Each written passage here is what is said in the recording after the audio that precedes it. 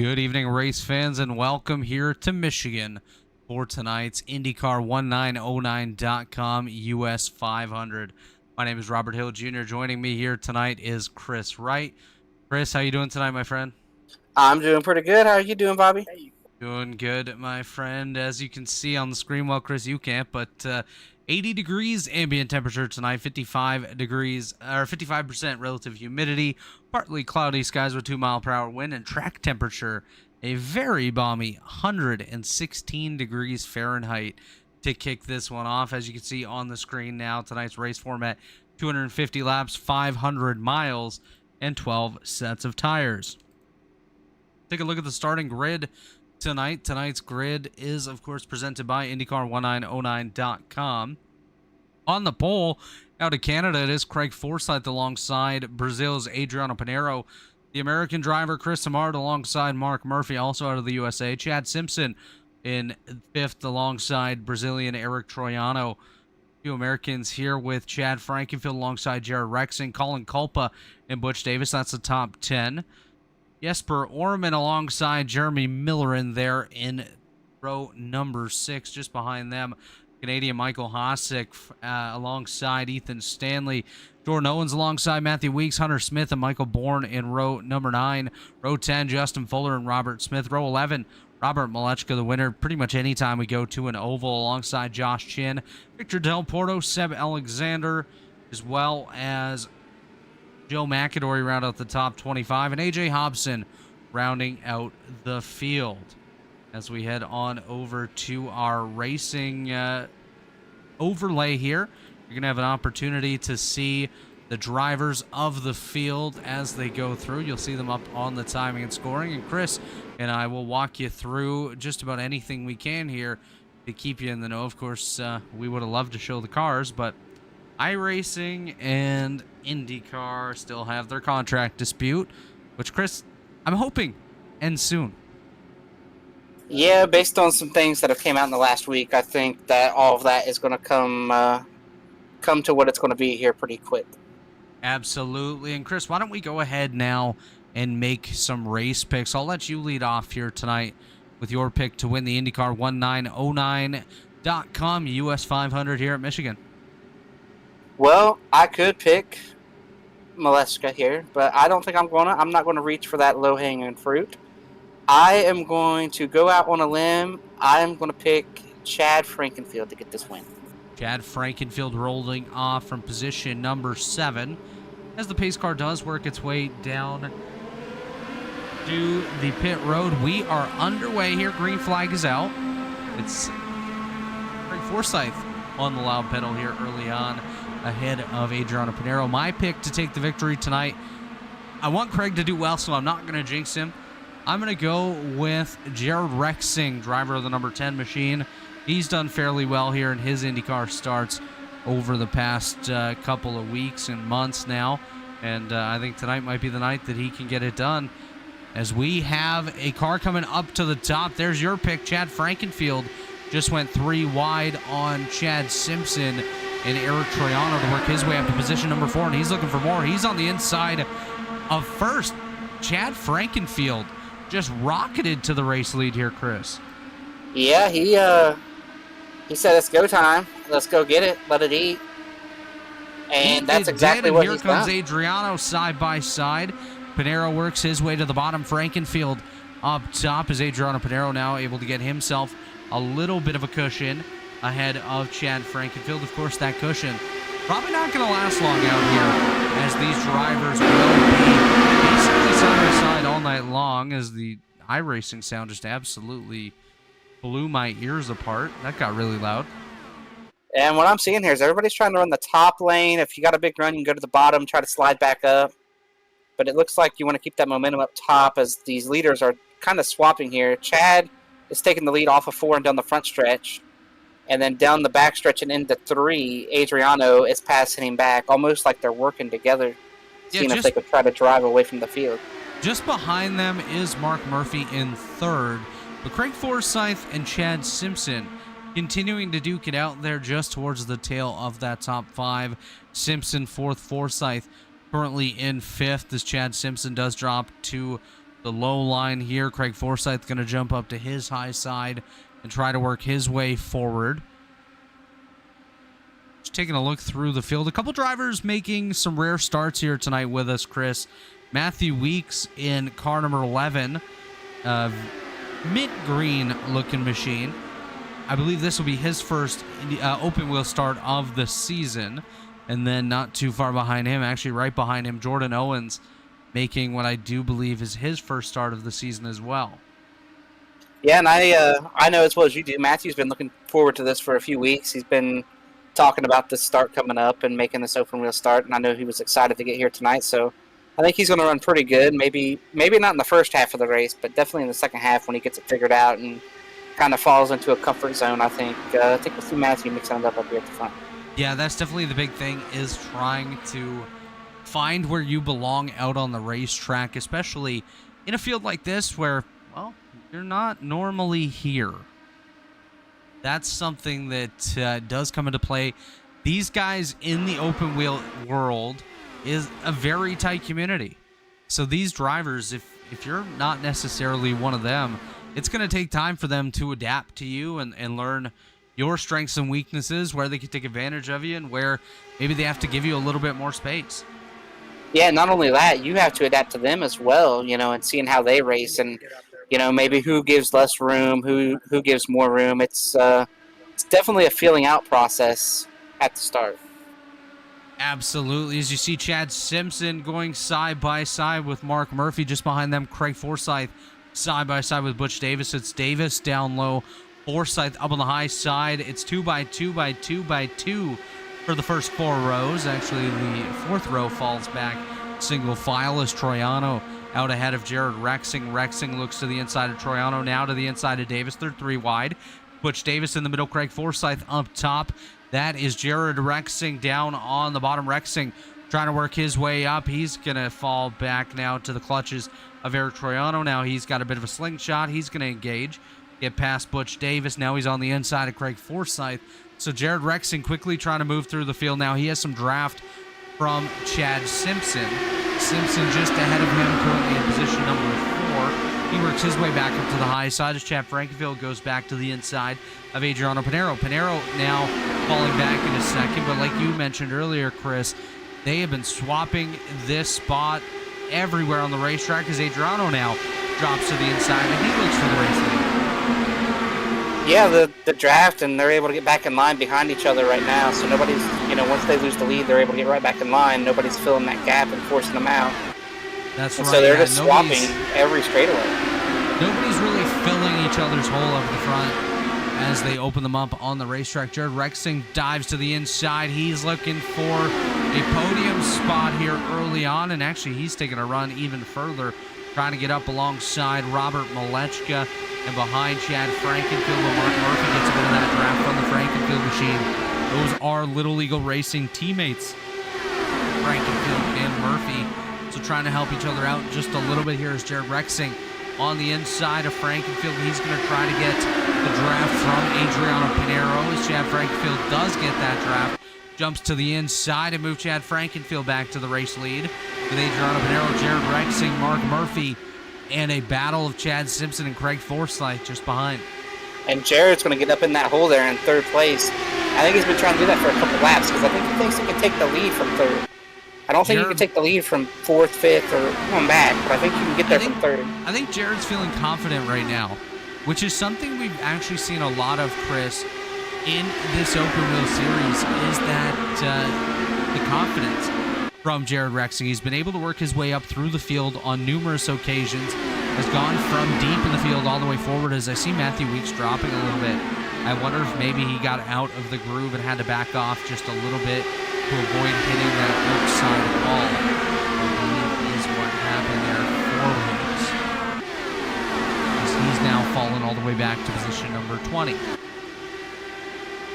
Yeah, and Jared went back to the bottom to try to get up through there, had to lift off of turn 2 last time, and that has killed him. He is now stuck in a battle just to hang on to the top 5.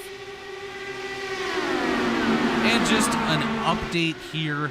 I know we typically do talk about the tire packages that these drivers have. Tonight, just one tire option We don't have an alternate here for these drivers to run, so they'll all be on the same tire all night long. Of course, they do have 12 sets in the pits, which gives them an opportunity to change those out, and they definitely will throughout the night as Frankenfield and Pinero continue to swap that lead as we are here on lap number 14 now. Yeah, and one thing I'm seeing here is the 14 car back here in the pack, Eric Troiano. He is running the fence every lap. I'm watching him, and he's running higher than anybody else. Nobody else in front of him is running nearly as high as he is. Yeah, I was out here earlier in practice. I took part in the session, came right in the middle of the field, not too far off the leader, but I found that high side was, it felt okay, so you could definitely make it work, but I found it also kind of tore through your tires a little bit quicker than any other lane, and you really had to be careful because your margin for error running up on the high side is a lot slimmer than the guys that are running down low and have the whole track to chase that car up. Yeah, and one thing we have here at Michigan, too, is progressive banking. So that's another thing. There's more banking, maybe carry more throttle the higher you run, and you know, not have to have that issue like we saw with Jared when he got the third and had to lift off of turn 2. Yeah, that's a good point as well, Chris. And I do want to quickly point out a driver that's making his series debut tonight, currently running in that 10th position, up 9 spots from the start as he gets passed by Ethan Stanley, is Justin Fuller. Fuller's made his debut in the past couple weeks, and he's already picked up 3 victories in the PitPassNetwork.com ARCA series, and he's looking to grab one here tonight in the Warriors for Peace Open Wheel Series as well. Yeah, and you say 3 victories, but it's 3 in a row, it's right? It's a three-peat. Absolutely. He's 3 for 3 thus far in the Pit Pass Network ARCA series. He's been close in the Grand National series as well. So Justin Fuller absolutely having one of the best starts to an elite career out of anybody. Yeah, I don't think it'll be very much longer, and he'll be competing in that Cup Series and whatnot over there on the stock car side. Yeah, Fuller's been around for quite some time, Chris. I actually raced with him over a decade ago in a super speedway series, and he's got more experience than probably anybody out here on the sim. So no stranger to success, no stranger to iRacing. Justin Fuller currently running in the 10th spot in his Elite Warriors for Peace Open Wheel Series debut. As we look back towards the front, Mark Murphy currently holding on to position number 3. He's been there pretty much from the start, just behind the Chad Frankenfield machine, who's trailing Adriano Pinero currently. And just behind Murphy is Jared Rexing and Chad Simpson. Both of those drivers have had their chance up towards the front, now having to work their way back up. Speaking of back up, Chad Frankenfield back to the race lead, and Adriano back to the race lead. So they're going to continue to swap this many, many times over throughout the course of tonight's race. Still 232 laps to go. Of course, the 250 lapper tonight, 500 miles at Michigan. This is one of the prestigious races in this open wheel series. Here comes Rexing to the bottom. We are 3 wide for the race lead here at Michigan. Jared Rexing all the way down to the apron. He touches the apron. Now slides up to the high side of Frankenfield. Frankenfield goes to the middle. Here comes Pinero. Pinero to the bottom. Pinero 3 wide. He's going to slide up in front of Frankenfield and Rexing. He's going to get the lead. Mark Murphy still behind them. He wants his chance to come up into this fight as well, as he's side by side with Jared Rexing for 3rd. And now Rexing back to the inside of Frankenfield. They nearly touch right there. That would have been awful for our picks here tonight, Chris, as we are 3 wide once again. Absolutely, he has. Jared Rexing slides up now in front of the bread man, Adriano Pinero, as he goes back to the inside. Pinero on the inside. Rexing up top. Mark Murphy nearly into the back of Chad Frankenfield. That would not have been good for that Little Eagle Racing team, as Rexing gets to the rear of Pinero. He's going to dive back to the inside. Adriano up towards the outside wall. Is Rexing going to try to slingshot back in front of the Bread King, Adriano Pinero? Frankenfield looks back to the middle. He nearly forces it 3 wide. This is one heck of a battle that we're having for this lead. And Mark Murphy, he's going to stick his nose in there at any point, and he could very well rocket to the lead. And if he doesn't, I think Chad Simpson in 5th might. Well, here's what I know about Mark. Mark is very patient. He's very calculated. He's going to sit there. He's going to try to hit a fuel number, maybe go a little further than everybody else, because I do believe we're probably within about 10 laps of seeing some pit stops out here. So I think Mark's going to sit there, save some fuel, and be really smart and patient, because I just think from watching Mark in this series enough, I feel like that's just the way he thinks. He's very patient. Mark is definitely a patient driver. Of course, we're talking about Mark Murphy here. Very experienced driver in this open wheel car, multi-time champion in the official ranks here on iRacing. Of course, he's been competitive continuously in this Warriors for Peace open wheel series, looking for his first victory.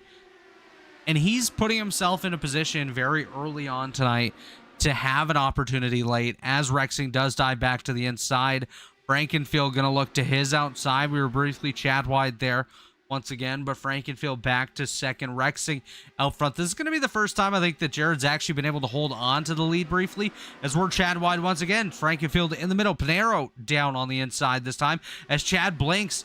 Chad's been having connection issues the past couple days here, Chris.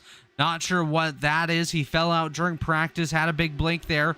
He's back solid. He's to the inside of Pinero. Pinero up against the wall. Frankenfield running the middle lane. Just behind them is Rexing.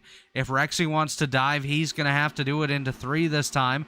As they come off of 2, Frankenfield disappears once again. Pinero has a bit of an evasive maneuver. He goes to the inside. They're side-by-side for the lead, and they're side-by-side for third. Mark Murphy to the inside of Chad Frankenfield now for second. Yeah, I think that big blink there might have scared some guys around Chad. Yeah, Frankenfield. And here comes Chad Simpson as well. Yeah, He's Simmer there. This fight. Chad Simpson currently running 5th. He's been in the fight. Butch Davis as well, another driver that, you know, he might not be the fastest on some of these road courses, but when it comes to ovals, Butch Davis, he's always going to put his name up towards the front. And Butch Davis currently running 5th, gaining 4 spots already here tonight. Actually, 5 spots. Started back in the 10th position as the battle continues between Pinero and Frankenfield. Mark Murphy taking hold of that 3rd position once again. Yeah, I'm very interested to see some pit stops here, see some green flag stops. Hopefully, maybe get some field separation. It looks like right now less guys are going to the bottom, so that makes me think these cars might be starting to push pretty good right now, wearing out the right front, right here at the end of a fuel load. Not sure, Bobby. You said you got out there and practiced some, so what do you think? They're getting tight right now? Oh, they are absolutely starting to get tight. The one thing about this car is when you're running alone, you can absolutely be full throttle, but when you're running in traffic, you are going to have to lift a little bit more, brake a little bit more to slow that car down. And what's happening there is you're putting more friction on your tires and on the brakes, which are causing the heat to rise, the temperature to rise in those brakes, in those tires, which of course increases the rate of degradation on those tires. That's what they're seeing right now. We are about 27 laps in, coming to 28 into tonight's event, and these drivers definitely starting to feel the wear of this US 500 as here comes Butch Davis looking for the race lead. Is he going to slide up in front of Mark? He does. He slides right up in front of Mark. Adriano splits the middle. It's Pinero on the high side. Frankenfield down low. We're going to watch the battle for 3rd as well, as Butch Davis currently holding the spot. He's closing in the gap here to the rear gearbox of Adriano Pinero, nearly up to the tail of that machine. He's going to look to the middle. Butch Davis to the middle, and he's going to go for the race lead. And as I say that, a couple incredible cars, racing up here right now. 100%. Butch Davis, your new race leader. And as I say that, we do have a couple cars on pit road. Robert Smith, Michael Bourne, both drivers have taken to the pits. They were towards the rear of the field, so that will likely not trigger any sort of action from our race leaders. Michael Bourne exits. He looks like he had some damage as he had a 1:45 pit stop to Robert Smith's 8 seconds, as Butch Davis nearly cut that a little bit too close. And don't look now. Currently up to position number 5, it's Justin Fuller. Car number 51 gaining 14 spots since the start of tonight's race. Fuller, he's on another level right now, Chris. Yeah, right now He's showing that he can win in anything. Absolutely. I'm just wondering how far these guys are going to go on fuel. I'm trying to figure out some fuel mileage here in my head real quick, and I can't really figure it out until I see some of these guys start pitting. Oh, Jared Rexing's around here. Jared Rexing we got is big Jared jump wrecking here. right now. We That got was a terrible huge joke. crash. Wow. Troiano involved. Rexing also involved in that one. We're going to pull that replay back up here, Chris, and we'll walk the viewers through it as we have Jared Rexing up here. I'm not sure who that car was behind him. I think what started all this was Justin Fuller having to lift. Believe that to be the 54 of Hunter Smith. Yeah, Smith gets into the rear of Rexing, but let's watch this. I think you're right. So, yeah, Mark Murphy checks up. That causes a reaction from Justin Fuller. Jared Rexing checks up, slides down a little bit. Hunter Smith, nowhere to go. Smith into the back of Rexing. Simpson into... Oh! Wow! Yeah, I mean... Oh my God, Chris, we did had you two see? cars fly up into the catch fence, and that's terrible. If this was like a real life thing, that would be the worst case scenario. But here on the Chris, sim, that's the best case scenario because that let everybody else get through without incident. I don't even want to say what Eric Troiano's hit reminded me of. Yeah, Because I don't think I'm going to touch that one either. I think you know exactly what I'm talking about. Yeah, but the fact that these cars went up into the catch fence, it saved the rest of the field. Because if those cars don't go into the catch fence, we're talking probably 15 cars in this wreck. What happened here, I'll kind of describe it a little bit. Troiano ended up into the right rear tire of the Chad Simpson machine, and it sent him up like he just hit a ramp. And what happened is when he was in the air, the car turned to the side, and what would have been the halo on this car ended up just scraping along the catch fence. That was a very violent incident for Eric Troiano. He is, I'm not even going to say likely, he is done for the day. Eric Troiano done. Chad Simpson likely done. Jared Rexing most likely done as well. As Butch Davis wins the race off pit road ahead of Mark Murphy, Chad Frankenfield, Justin Fuller, Hunter Smith, Adriano Pinero, Ethan Stanley, Craig Forsyth, Colin Culpa, and Matthew Weeks. That is your top 10. We are 34 laps in to tonight's IndyCar1909.com US 500. We're going to take a quick commercial break here on the Elite Racing Network. Don't go anywhere. We'll be back in about 2 minutes' time.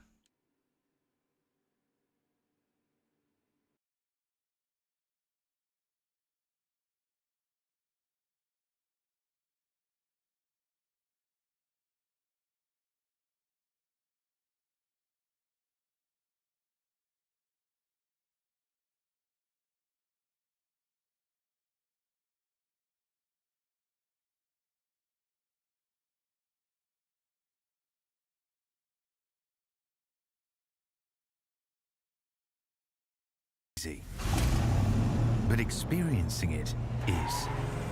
iRacing puts you in the driver's seat with the industry's leading sim racing game. Drive on laser scan replicas of the greatest racing circuits from around the world. Go head-to-head against other drivers chosen by skill-based matchmaking to ensure competitive racing at every level. Compete across all your favorite series. In officially licensed cars, engineered to deliver the most accurate driving experience possible.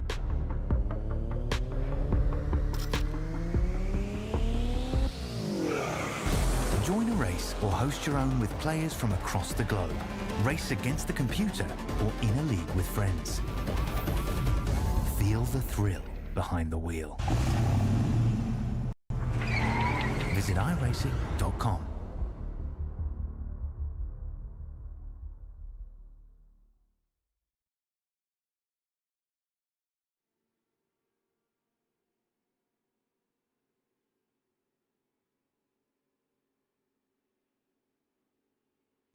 We are back here at the IndyCar1909.com US 500. My name is Robert Hill Jr. and, of course, Chris Wright alongside with me. You just heard from TA Services and iRacing.com. Of course, tonight's race brought to you by IndyCar1909.com. IndyCar past, present, and future. Blue Egg Marketing is the marketing department for small businesses, small business owners. Blue Egg is your biggest fan. And Worldwide Technology Raceway, a motorsport racing facility in Madison, Illinois, close to the Gateway Arch, featuring a 1.25-mile oval, 2-mile road course, quarter-mile drag strip, and a state-of-the-art karting facility known as the Kartplex. Check out Worldwide Technology Raceway today. And, of course, our series sponsor, Warriors for Peace, is a foundation promoting peaceful change in the world to honor the beautiful life of Jack Shockley. Check out warriorsforpeace.org for more information. That's Warriors, the number 4, peace.org. And Chris, we just saw one heck of an incident out there on the racetrack. Multiple drivers involved. Looks like the day has ended for the likes of Michael Hosick, Jared Rexing, Chad Simpson, and Eric Troiano. Yeah, hate to see a wreck happen like that, but like I said, we dodged a bullet because that could have been way worse than what it was. And so we're lucky that that wasn't 10 or 15 cars. Oh, most definitely. And I've just gotten an update from Race Control. The incident between the 69 of Mark Murphy, the 54 of Hunter Smith, the 10 of Jared Rexing, the 51 of Justin Fuller, the 42 of Chad Simpson, and the 14 of Eric Troiano has been ruled a racing incident, as we are going to go green once again here. Butch Davis, Mark Murphy, the control cars. As Butch Davis on somebody the just pedal. pulled way out of line early there. That was Adriano Pinero. He jumped down to the inside. I wonder if maybe he had an issue with his steering wheel or something along those lines. Maybe, I'm not sure, actually, because Pinero down on the bottom, he's getting passed potentially here by Ethan Stanley as we see a driver jump to the inside. Of course, that's Chad Frankenfield. Yeah, little 3-wide action right off the restart for the lead. Frankenfield going out to the race lead. Here comes Mark Murphy. Murphy to the inside. Here comes Fuller. Fuller to the inside of Mark Murphy. Move Justin Fuller to the race lead here in the Warriors for Peace Open Wheel Series. Justin Fuller gaining 18 spots from the start of tonight's event. We aren't even 50 laps in, and he's out front, but Mark Murphy said, "Not so fast, Rook, as here I come back to the race lead." It's the veteran Mark Murphy out front over Chad Frankenfield, Justin Fuller, Butch Davis, and Hunter Smith, and all those drivers currently under a blanket, except for Mark Murphy, who has pulled away a little bit as Chad Frankenfield nearly gets into the side of Justin Fuller. Yeah, the racing is back to being pretty intense, but not as intense as it was. We've got about 6 cars have broken away. And then it's just kind of a single file, maybe a little bit of double file, just some guys passing each other. But it's not nearly as hectic as it was before that last yellow.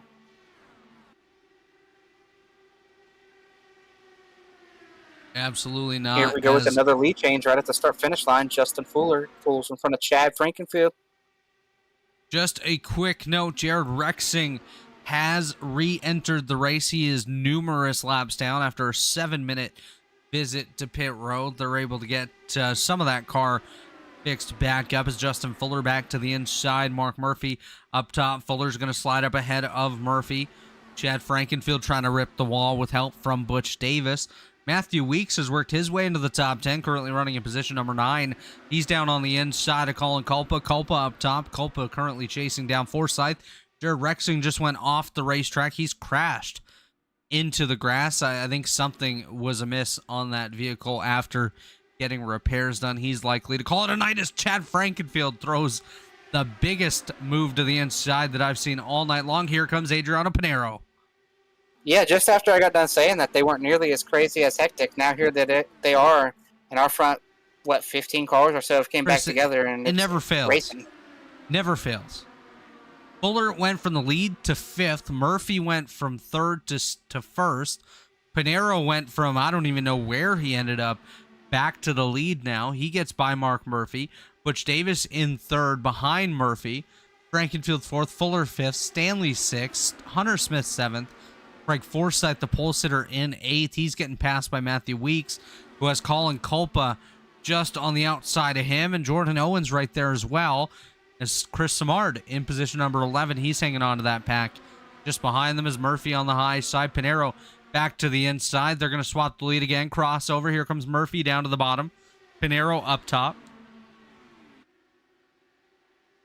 Murphy should have a pretty good draft on the backstretch. Pull back to the left side of Adriano, just like we've seen all race long. They're getting the slingshot effect here. Every straightaway. Into 3 there's a lead change, into 1 there's a lead change, but it only counts at the start-finish line.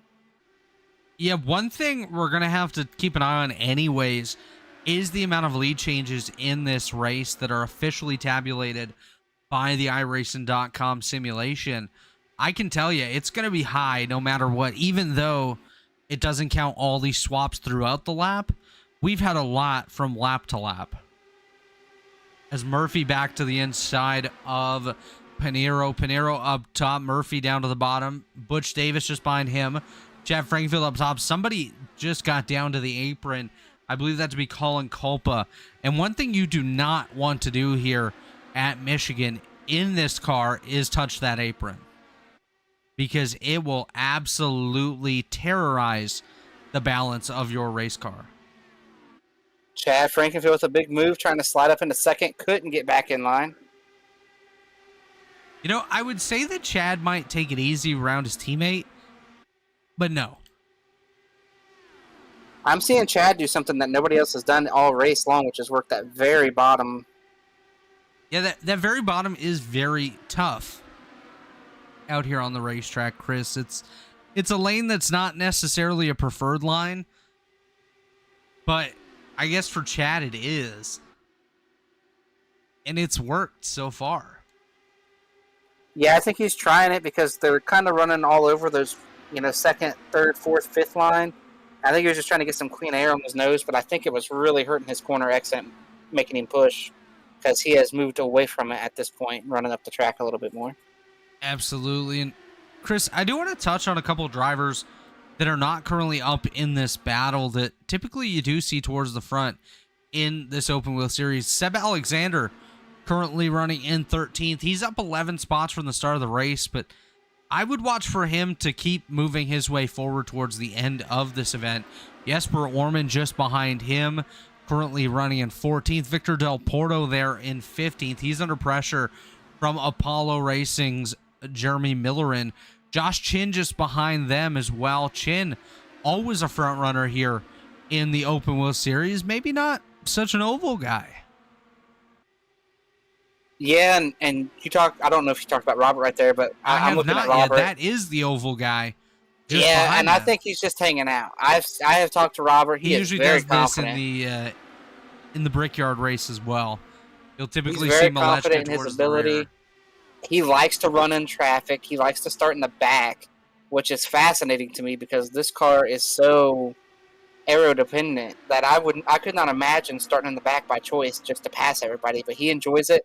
He said it's a great fun. You say that amazing. You say that, yet in our Grand National series, you'll typically see Garrison Hogan do that. He'll go to the rear to start the race and then try to work his way forward. He enjoys it apparently. I think it's scary having to work your way up through the field, but I guess that's why I'm not those guys. Yeah, I much prefer to start up at the front if I can and it make the race easier on the start. But starting in the back is better than starting 15th to 25th because you're right in the middle of it where you can't go anywhere if something happens. At least in the back, you have somewhere you could go and bail. You can check up and not worry about getting ran over. Whereas if you're running 20th and they wreck at 15th, you go to check up. Well, the guy behind you is not going to see it as quick as you are, and leads to you being in the wreck. Now, Chris, you're a pretty experienced driver here on the iRacing simulation.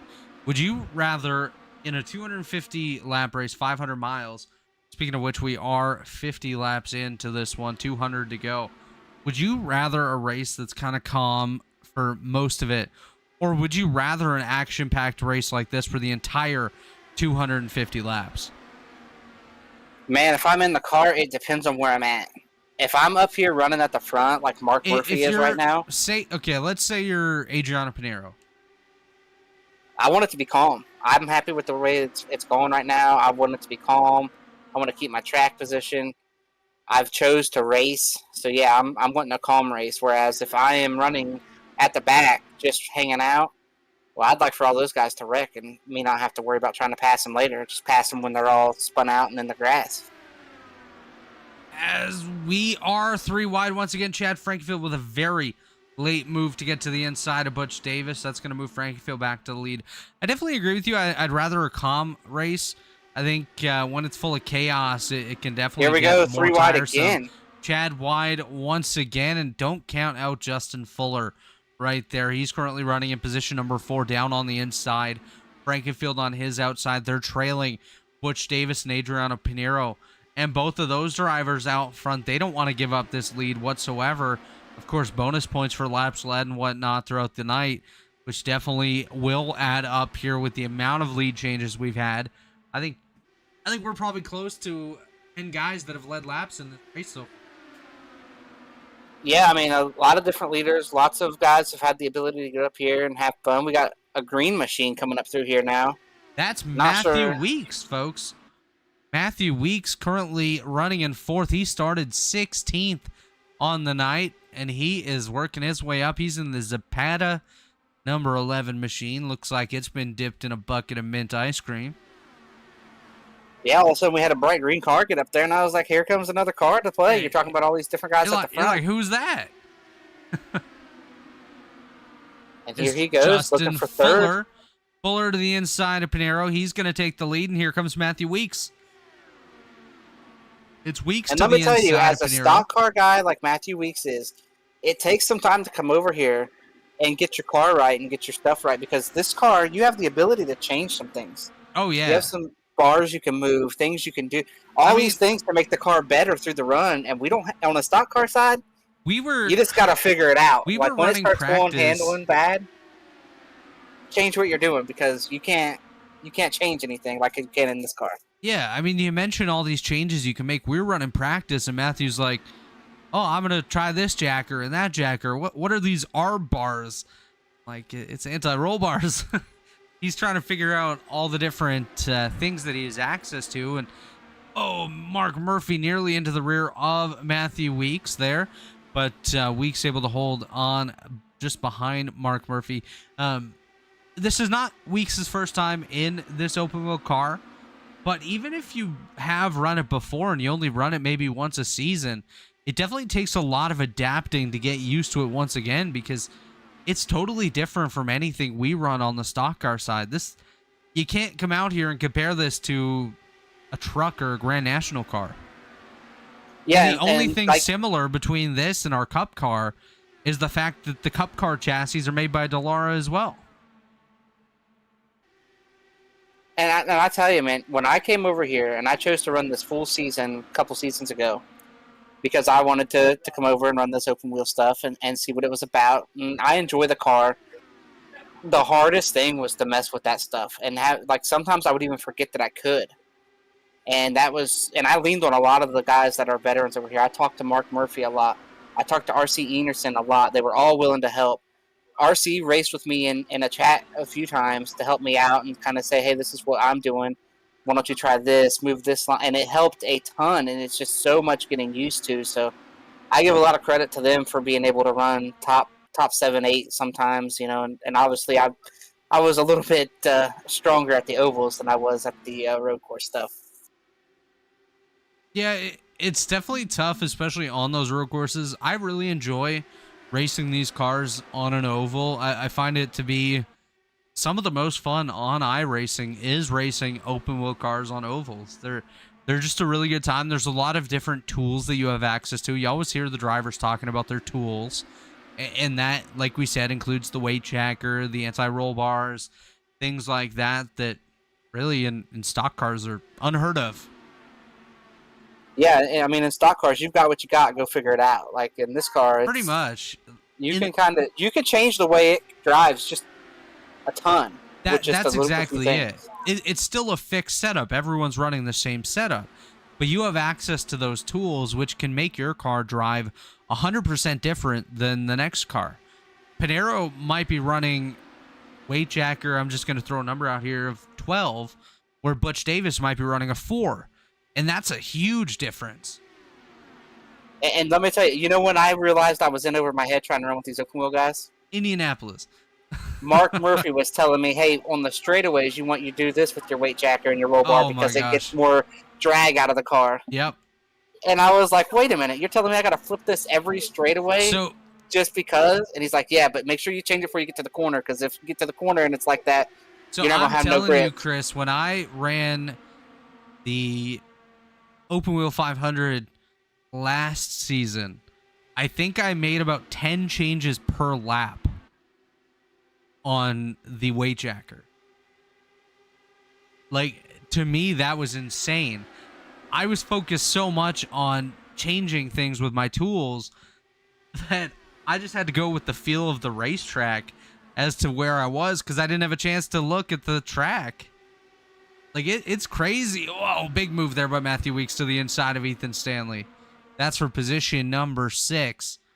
And that's right, Ethan Stanley's up here about as high as he's If been it all was week. 6th, is Ethan Stanley going to pull away?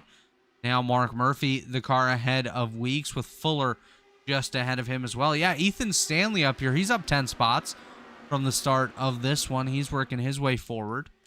Ethan Stanley, no stranger to being towards the front in these open wheel cars either. Chad Frankenfield continuing to lead here. 188 laps to go as here comes Pinheiro. Pinheiro back to the inside. Pinheiro back to the lead.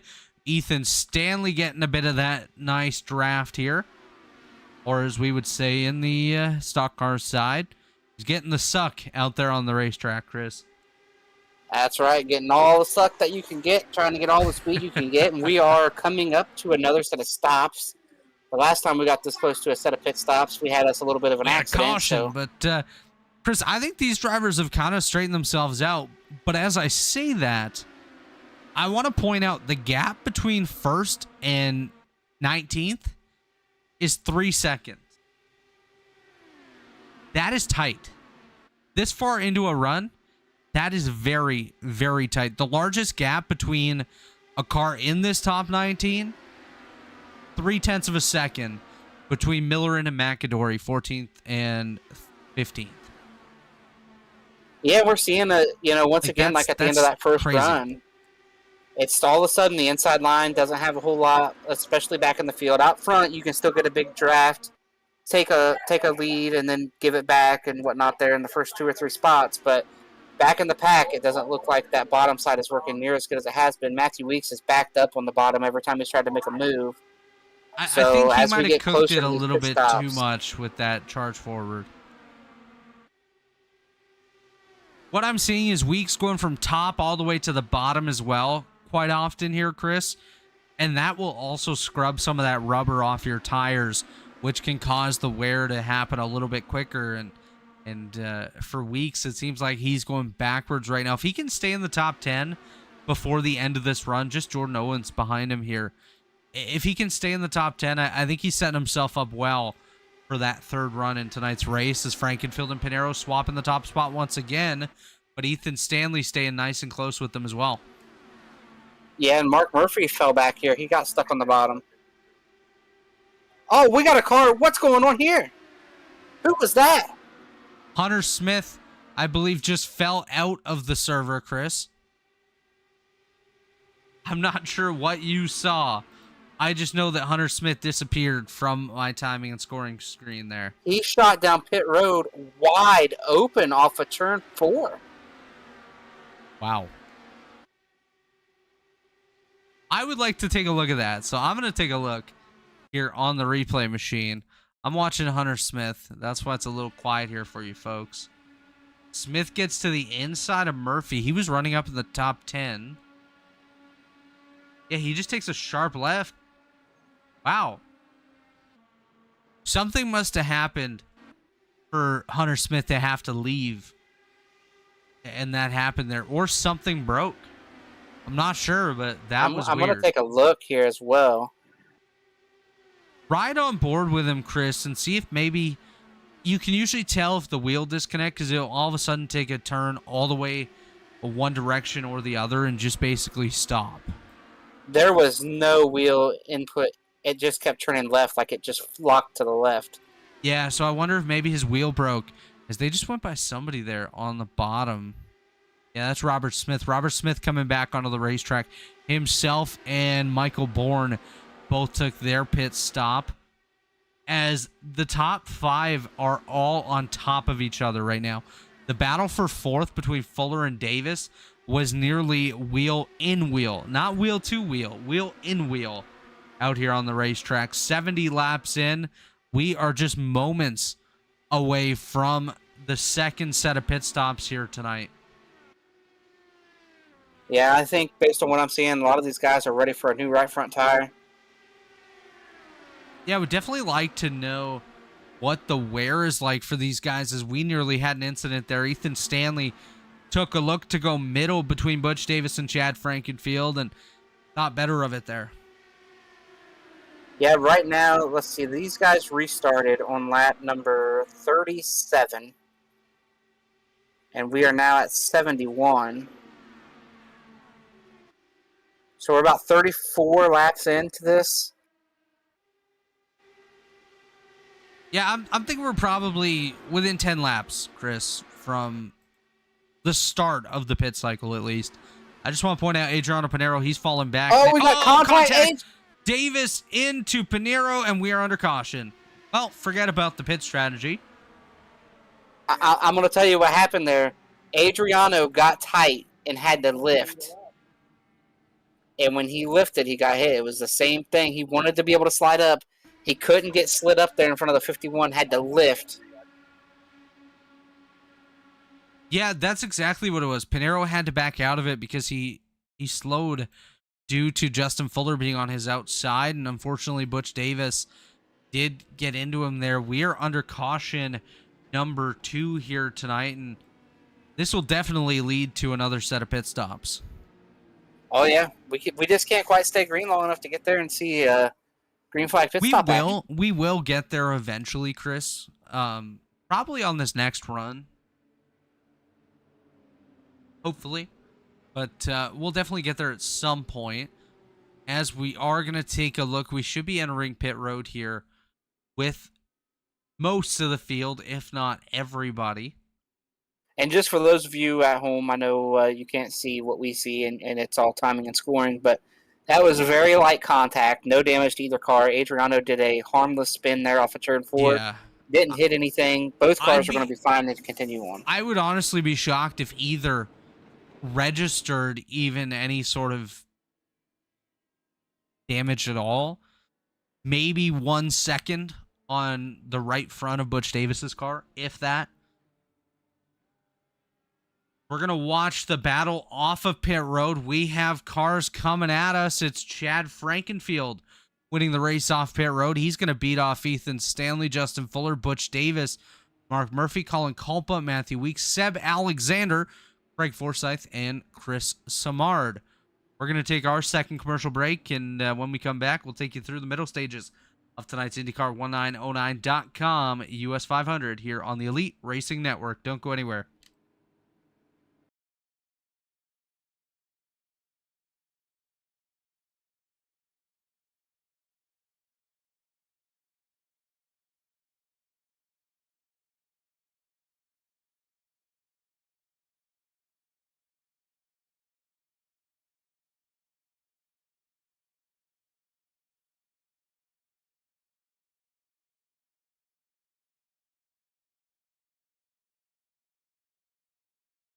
Racing isn't easy, but experiencing it is.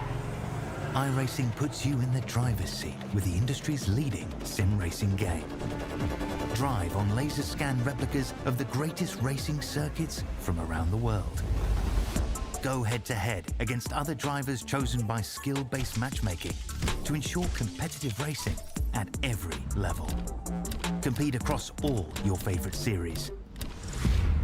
In officially licensed cars, engineered to deliver the most accurate driving experience possible.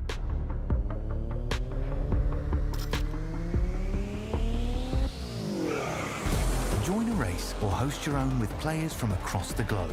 Race against the computer or in a league with friends.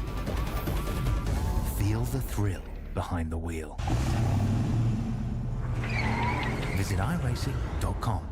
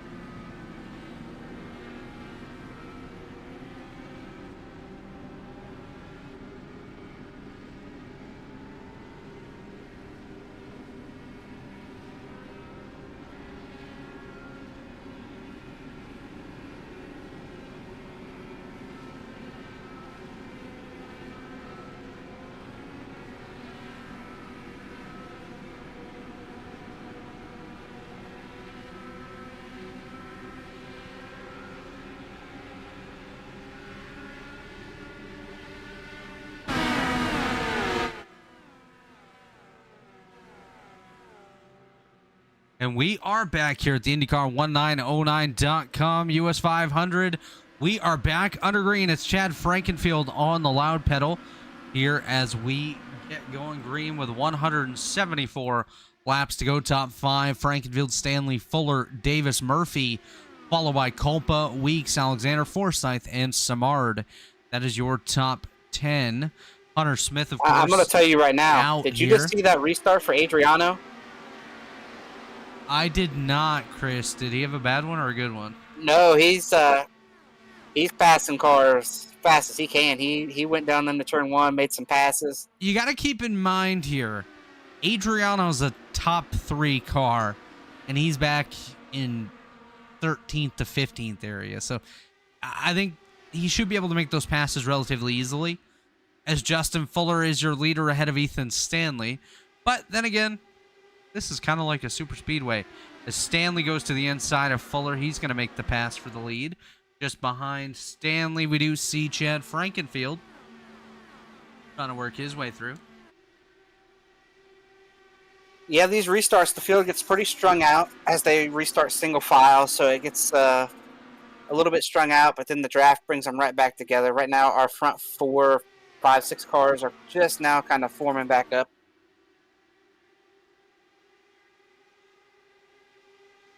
And that should all start changing here pretty quick. Especially with Adriano, man. He looks like he's racing pretty mad about what happened earlier. Who's that, Chris? Sorry? Adriano looks like he's racing pretty mad about what happened earlier. Yeah, he's got to work his way up through the field here. Just ahead of Jesper Orman. He's trying to chase down Chris Samard, as well as Craig Forsyth, Seb Alexander, Colin Culpa, Matthew Weeks. Not too far up ahead of him either, but yeah, Pinero's on a bit of a mission right now. He's already getting ready to take the top 10. He's working on it. You know what's disappointing, Chris? Is if Adriano drives up through the field and gets himself a solid finish, we won't be able to talk to him. Adriano does not typically do interviews as he gets by Chris Samard. Move Adriano Pinero back into the top 10. Matthew Weeks back into the top 5 as he gets by Justin Fuller. Fuller going in reverse now. He's fallen back to Culpa and Alexander just behind Matthew Weeks, who holds on to 5th. Yeah, and we're racing pretty hard right now in our front 7 cars or so have came back together. Oh, we nearly had contact there between Butch Davis and Chad Frankenfield. Davis up to the rear of the Frankenfield machine. Here comes Matthew Weeks. Weeks in position number 4 as he gets by Mark Murphy. Move Matthew Weeks to the top 4. He's going to go for 3rd on the inside of Butch Davis. Weeks on the bottom. Davis up top. Davis currently running in that 3rd seam as Weeks is in that 2nd one. So they are running middle and high here as Weeks dips down towards the bottom. He's in that 2nd seam groove there. He's getting some draft from Chad Frankenfield. It is Ethan Stanley up on the high side. Weeks down on the inside. Here comes Jordan Owens, I believe, working his way up through the field. Actually, no, that is not. That's Colin Culpa. Culpa working his way forward as well. Yeah, right now, our front 10, 12 cars are now back together as a pack, formed back up. It took a little while, a little longer than the first time. I did think they were a little bit more strung out, so we're all back together now, racing, and Adriano's right here looking for a shot to try to get back into the top 5 now. Yeah, Adriano is a madman out here. Typically, to me, when I say madman, that just means he's running really good, but I think he's kind of mad as well. So I guess it's got 2 meanings here tonight. As I do want to point out, Matthew Weeks making the pass for 2nd. He's on the inside of Chad Frankenfield. Bad Chad, who's currently up top. Move Weeks to 2nd. He's going to look for 1st as he's getting a run to the inside of Ethan Stanley. Stanley going to come down the block. Adriano just passed Oh my 3 gosh. cars into turn 1. Chris, I saw that in my peripheral. Adriano. Look at him. Here he folks. comes. Here he comes. 3 wide on the inside. Oh, we got a spinner. Oh, that's Justin Fuller. No caution. Fuller, We're still green. he's way off. That's a very expensive lawnmower. But in that whole deal right there, Adriano just went from about 8th place last time at the start-finish line to P number 2, and he's looking for the lead down here in turn 1. Adriano Pinheiro looking for the lead. He is running the yellow line, which is not the easiest lane to run. All the way on the inside, he's getting some pull from Frankenfield. Frankenfield dives to the inside as Stanley move Chad Frankenfield back to the point. He's going to slide up Butch Davis on the outside of Adriano Pinheiro. These two, last time they were near each other, that's what caused that incident with Pinheiro. Was a little bit of unavoidable contact from Butch Davis. Adriano's about to be pushed 3 wide high side, though, Chris. I don't know if you just saw that there. But I don't know. I'll watch Mark this. Murphy and Chris Amard. Here comes Adriano back. He's going to the inside. We're Chad wide. Matthew Weeks comes down a little bit. Not much space between Pinheiro and Weeks. Is Pinheiro going to keep going forward? Adriano Yeah, I told you. Pinheiro on the You inside. thought he was backing up back there, and I told you, I said, no, wait a minute, watch Chad this. jumps to the inside. Pinheiro nearly pushed to the apron. Here comes Mark Murphy. We still have 163 laps to go, and we're talking as if this is the end with some of the moves that we're seeing here. It might be the end for some if these moves don't go well. Adriano side by side with Ethan Stanley. Stanley currently driving for Lake Norman, of course, was an independent last season. Now a Lake Norman driver driving the number 91 machine tonight. Adriano Pinheiro behind him, the Bread King. He slides up ahead of Mark Murphy. Mark Murphy new to White Lightning this past season. As here comes Adriano Pinheiro. He went from the outhouse to the penthouse. Pinheiro back up front. That's right. Wow. And that's incredible. What a drive. Wow. And here comes Ethan Stanley to the inside of Adriano Pinheiro, but Pinheiro most definitely back in this one. It's like he never even left. As Frankenfield's back on his inside, that's the battle for second. Weeks going to try to get in that as well. Frankenfield not leaving a ton of space for Adriano to maneuver around this racetrack as Chad trying to get that draft from Ethan Stanley. They're 3 wide. Pinheiro up top. Stanley in the middle. Pinheiro nearly ran out of racetrack there. He was up in the dirty stuff up on the high side. He's going to get behind Frankenfield, try to push him. Now he looks to the inside. It's Pinheiro on the bottom, Frankenfield in the middle, Ethan Stanley up top. Pinheiro is clear. He can slide up if he wants to, and yes, he does. He slides all the way up, nearly too high, nearly into the outside wall. Just behind him, it's Stanley up on the high side. Frankenfield on the inside as Frankenfield disappears briefly. Frankenfield back on the inside. Pinheiro just behind him. Weeks now side by side with Stanley. Mark Murphy up in that battle as well. This is 3 wide for third as Pinheiro dives back to Chad's inside for the lead. Chad currently running in that third seam. Here comes Ethan Stanley trying to rip the high side. He's gripping, he's ripping, he's ready to go to the front. Ethan Stanley with a bit of a pull from Mark Murphy just behind. Now Chad Frankenfield again dumps himself to the inside of Adriano Pinheiro. Mark Murphy now going to get the draft from Frankenfield. Mark Murphy side by side with Stanley, but he has a bit more draft than Ethan Stanley does. Pinheiro back to the inside, Chris. As we continue the side-by-side battle for the lead, we're also side-by-side for third. That's Jeremy Millerin to the inside of Mark Murphy. We've only said his name when we did a field run through, and now he's up in the top 5. Yeah, and one thing that's happened here, we didn't get a chance to go back and look at it or see what kind of damage happened, but Justin Fuller has left. They have loaded up and headed back home, so his night is over there, and he was having a very promising run up until that point.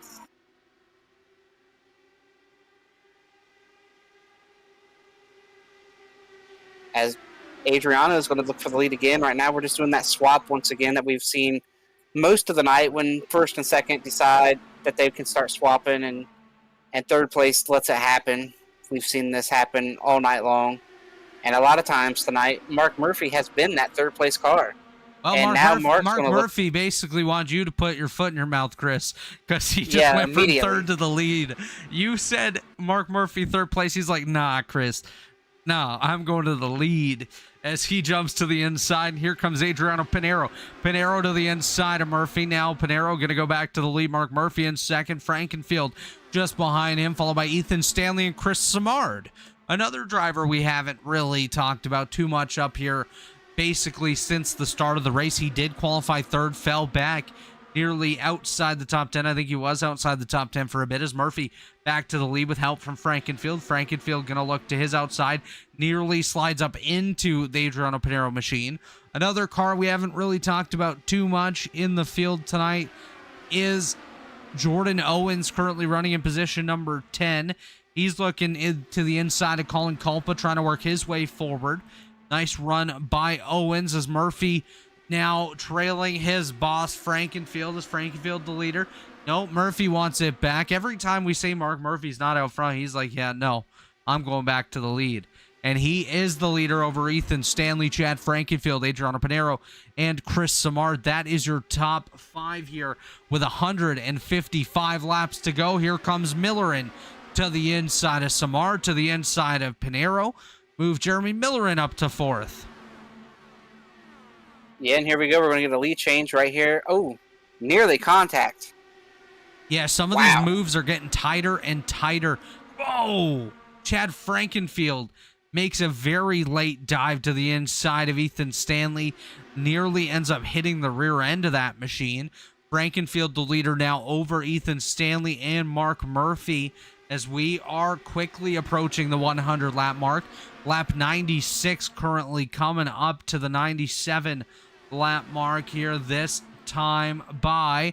It is Ethan Stanley, Chad Frankenfield, Mark Murphy, Adriano Pinero, and Jeremy Millerin, the top 5. One driver going the wrong direction here late in the run once again. Matthew Weeks, he's fallen towards the tail of the top 10. Yeah, and he's been one that I've seen consistently trying to work the bottom. As Chad, there's not much more bottom there for Chad right there. He drove it all the way down to the white line on the back straightaway. We just about had a wreck there off of turn 2. I don't know if you caught what happened there, but Butch Davis just had a big slide off of turn 2. Yeah, I did see that as Weeks closed that gap on Davis. Now Weeks on the inside of Butch Davis. Davis back in position number 6. Weeks looking to take that spot and inch his way closer to the front. Millerin still in 5th. The battle right now is for 3rd, as it's Murphy and Pinero. Murphy currently holding the spot. Frankenfield going to dive to the inside once again, down into turn number 3. It's Stanley up top, Frankenfield down low, just behind them Mark Murphy, Jeremy Millerin, and Adriano Pinero. That is the top 5 here as we come around to lap 100. 100 laps into this one, 151 to go. Pinero's getting so close to that outside wall. Chris says Jeremy Millerin. Wow, how did he catch the car that out of shape? That was incredible. One hell of a save by Jeremy Millerin right there. He was a Chad ton of sideways, and he was able to save that thing. You don't see an open wheel car get that out of shape and the driver be able to save it. That was impressive. That was really impressive. And Chris, as a driver, if that radio chat did not go absolutely wild with drivers telling Jeremy he did a phenomenal job, then those guys around him are absolutely crazy. Because that was one heck of a save by Millerin. As Mark Murphy looks to the inside of Ethan Stanley, they're going to go 3 wide just about. Is Stanley going to get back out front? Pinero and Murphy battling it out for 2nd. We are inching closer to the next round of pit stops. Looks like last time we came down pit road was lap 73.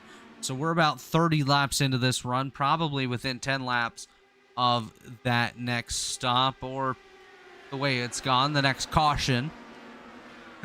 And what's your opinion on why are these guys getting so loose instead of tight right now? I think that they've played with their tools and they've kept moving them and kept moving them and kept moving them. And some of these guys maybe are sliding over the edge on what they're doing with some of their bars and whatnot. So sometimes with the tires, Chris, we see it on the stock car side too. You get to a point where your tires start falling off and you make these adjustments, and then all of a sudden it's like, oh man, like my tires just came back to life. Like my car feels so good. It's kind of that point where the rubber starts to glaze over a little bit, and suddenly you're okay. So I think they're kind of approaching that point. Oh, that's a tight 3 wide at the that front. was- Oh, 4 wide. We are 4 Oh, my wide just goodness. about. Adriano Pinero, he has absolute bollocks of steel out there on the racetrack. Like, some people say grapefruit sized, Chris. That was like... That was South Park That was episode. globe in the science classroom as Ethan Stanley gets into Adriano Pinero's left rear. That was like South Park when... Oh, we got contact! Contact. Chris Samard, Adriano Pinero, as Samard sliding through the grass. Oh, he's going to hit it, I think. Did he hit the wall? No, Chris Samard did not hit the wall. He is okay. But that was contact between Pinero and Samard. Chris Samard stayed on the infield grass for 15 seconds, and he is likely to lose a lap if we don't get a caution here very shortly. Yeah, and this hasn't been really handling stuff right here. This has just been some aggressive driving all of a sudden. Yeah, this has been absolutely ramped up here, Chris. These drivers And there was a just wanna tally go. just handed out. The 56 just got a tally for that contact with the 37. Adriano Pinero issued a tally. He's no stranger to being involved in incidents tonight. Not of his doing, for the most part, and a lot of them have just been very tight racing. I think even John was probably borderline on that. But just the fact that a tally's been issued, that means Adriano's got to take it a little bit easier. Because you get 2 tallies and you are done for the night. Michael Bourne heads pit side. Robert Smith probably soon to follow. Those two seem to come down pit road around the same time. And then a couple laps later is when the caution typically comes out to totally ruin the pit cycle. Yeah, and it's I think Adriano is going to race the rest of this race just like he's raced the first 108 laps. I feel like if you're going to run up at the front, you can't shut it off. You can't say, well, I got to tally. I got to change what I'm doing. No, you just kind of got to race. No, you're right. You're right, Chris. 100%. As I want to point out here, Matthew Weeks has driven his way back up into the top 3. He just got by Adriano Pinero. He's looking to get by Mark Murphy. As Murphy goes to the bottom, here comes Weeks with him. Frankenfield going to fall back to 3rd. May get a run off of turn number 4. He's going to get behind the Matthew Weeks machine. We are 108 Big run laps for Weeks in. here. Here comes Frankenfield now. Frankenfield blocks that run that Weeks had. It's Murphy up against the wall with Frankenfield just below him. Matthew Weeks, call him Zeus because that's his Twitter name, Great God Zeus, currently running in 3rd position. Murphy down to the inside once again. Here comes Weeks. Weeks going to go with him. Pinero will go with those drivers as well on the inside. Actually, Pinero decides last minute he's going to ditch, go back up behind Frankenfield. Now back Here we go, behind 3 Weeks, wide. now inside of Weeks. That really changed very quickly for Pinero. He went up to middle to up to low as he goes He's right going to be the clear lead. here to slide right up. Pinero goes to the lead from position number 4. Ethan Stanley quietly holding on to 5th as we run. Seb Alexander's joined the top 10 here, currently running in position number 10. As Mark Murphy going to dive back to the inside of Adriano Pinero. Chris, we are definitely, by my calculation, within a couple laps of that pit cycle hitting off here. So we'll see if we get this one under green. As Frankenfield now going to dive to the inside, uses a little bit of side draft from Mark Murphy. Now gets to the inside of Adriano Pinero. He slides up in front of him. Pinero's going to have a run down the back straightaway. He'll likely fake to the outside, then jump down to the inside here into 3. He won't. He'll stay in line. Weeks dives to the inside of Murphy. Murphy just has a bit of an edge over the Matthew Weeks machine, not able to completely get there. Seb Alexander works his way up. He's currently running in position number 9. Pinero and Frankenfield nearly made contact. Pinero nearly into the outside wall. Here comes Weeks. Looks to the inside of Frankenfield. We were nearly 3 wide there for the race lead as we are approaching halfway here, about 15 laps away from that halfway point. It's IndyCar1909.com, US 500. Of course, IndyCar1909.com, IndyCar past, present, and future. Sure to check them out. Let them know that the Elite Racing Network sent you. We thank them for their great support here tonight. and all season long. Also have to shout out Mark Rubilis, RubilisPhoto.com. He is a great partner here of Elite. Put a lot of money into this open wheel series to support the Rubilis Photography 500, as well as various events throughout the season. So thanks to Mark for that, as well as the battle for the lead continues. Pinero to the inside, Frankenfield up top. Matthew Weeks tried to go with Pinero on the bottom. He's going to get chopped off as he trails just behind Frankenfield. I think we are within 5 laps of the next pit stop here, Chris. Yeah, I'm interested to see us. I think we're going to see pitting right here. I think word from pit road is we are going to see our race leader pit side this time. As you see, well, you don't see. We see Pinero jumps down And to the other cars inside. are calling it out, so this is going to be exciting times right here. Weeks won't be pitting this time. Frankenfield won't be either, as both of those guys stay up top. But here he comes, the Bread King, Adriano Pinero. He's going to dive down to pit road, and he will relinquish the race lead. Major lock up there on his tires as he comes to a slow. Jeremy Millerin also down pit road. Frankenfield, your leader, ahead of Matthew Weeks. Mark Murphy, Ethan Stanley, move Jordan Owens now to position number 4. Owens having a nice run. And we're going to have more people pitting this time. Here we go. I think this is going to be the group. Frankenfield going to come down. Weeks staying out. Murphy staying out. Looks like Owens going to stay out as well.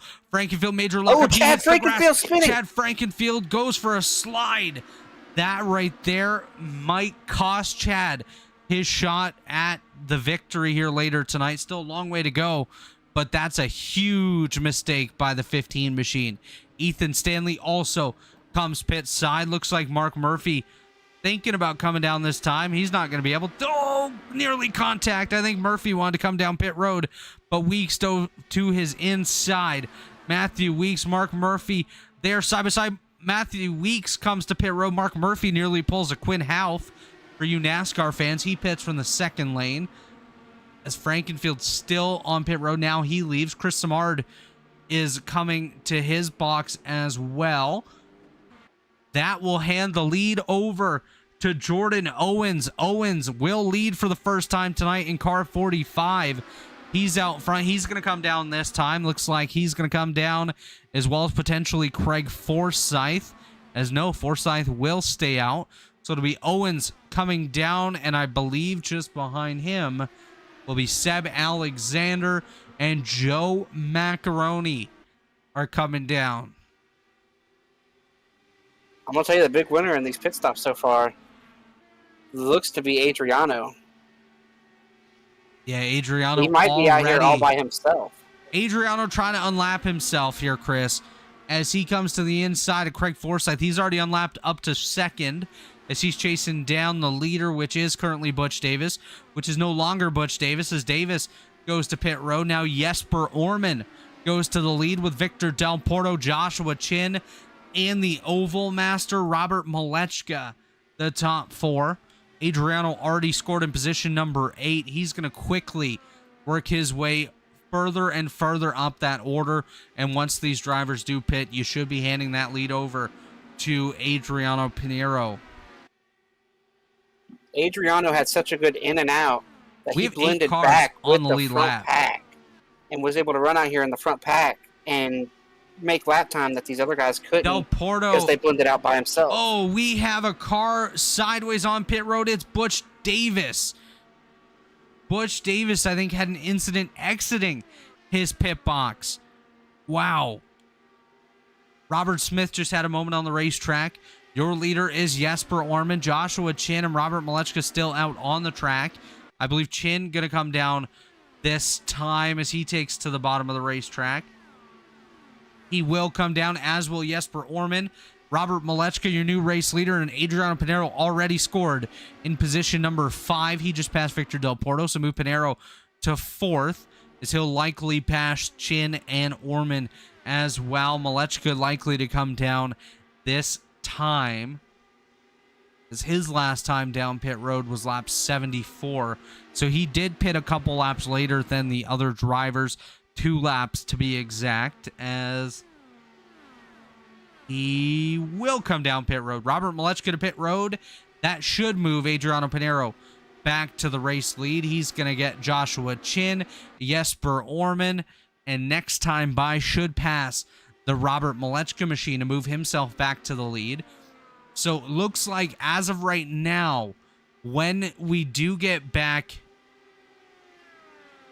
to the field the way they run, the top 5 should be Adriano Pinero, Mark Murphy, Jordan Owens, Matthew Weeks, and Ethan Stanley. So I'm going to actually correct you here, Chris, and I'm going to say Jordan Owens was the big winner of that pit cycle. Yeah, and another one who lost, but he's going to win, is Chad Frankenfield. He was able to stay with the lead. He pitted from the front, even with his little spin that he had coming to pit road. He's latched onto the back of this lead pack. He's still going to be a ways back and have his work cut out for him if he wants to work his way back forward. But yeah, Chad Frankenfield definitely could have been a lot worse. And kudos to everybody on that pit cycle. Everybody was able to get in and out without any black flags. There were some spins leaving pit road and coming to pit road and some wicked brake lockup, but everybody did it without getting a speeding penalty.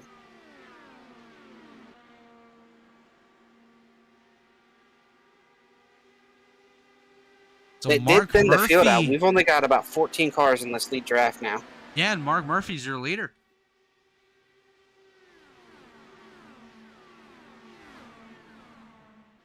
He is. He was just able to get by Adriano there pretty easy. Adriano's giving up another spot.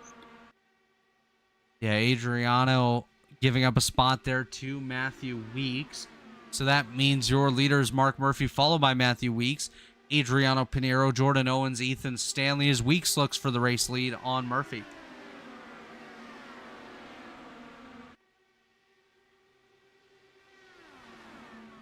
So Butch Davis, we talked about him. He lost a lot of time in this pit cycle. Joe McAdory lost a lot of time. And Chris Samard, obviously, we know what happened to him right before the pit stops.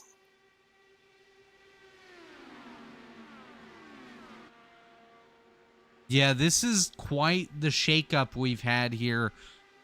We'll run through the top 10 here quickly as we have a battle for second. Actually, we'll watch this battle first because Jordan Owens is up on the high side, Matthew Weeks down low, and Weeks is your leader.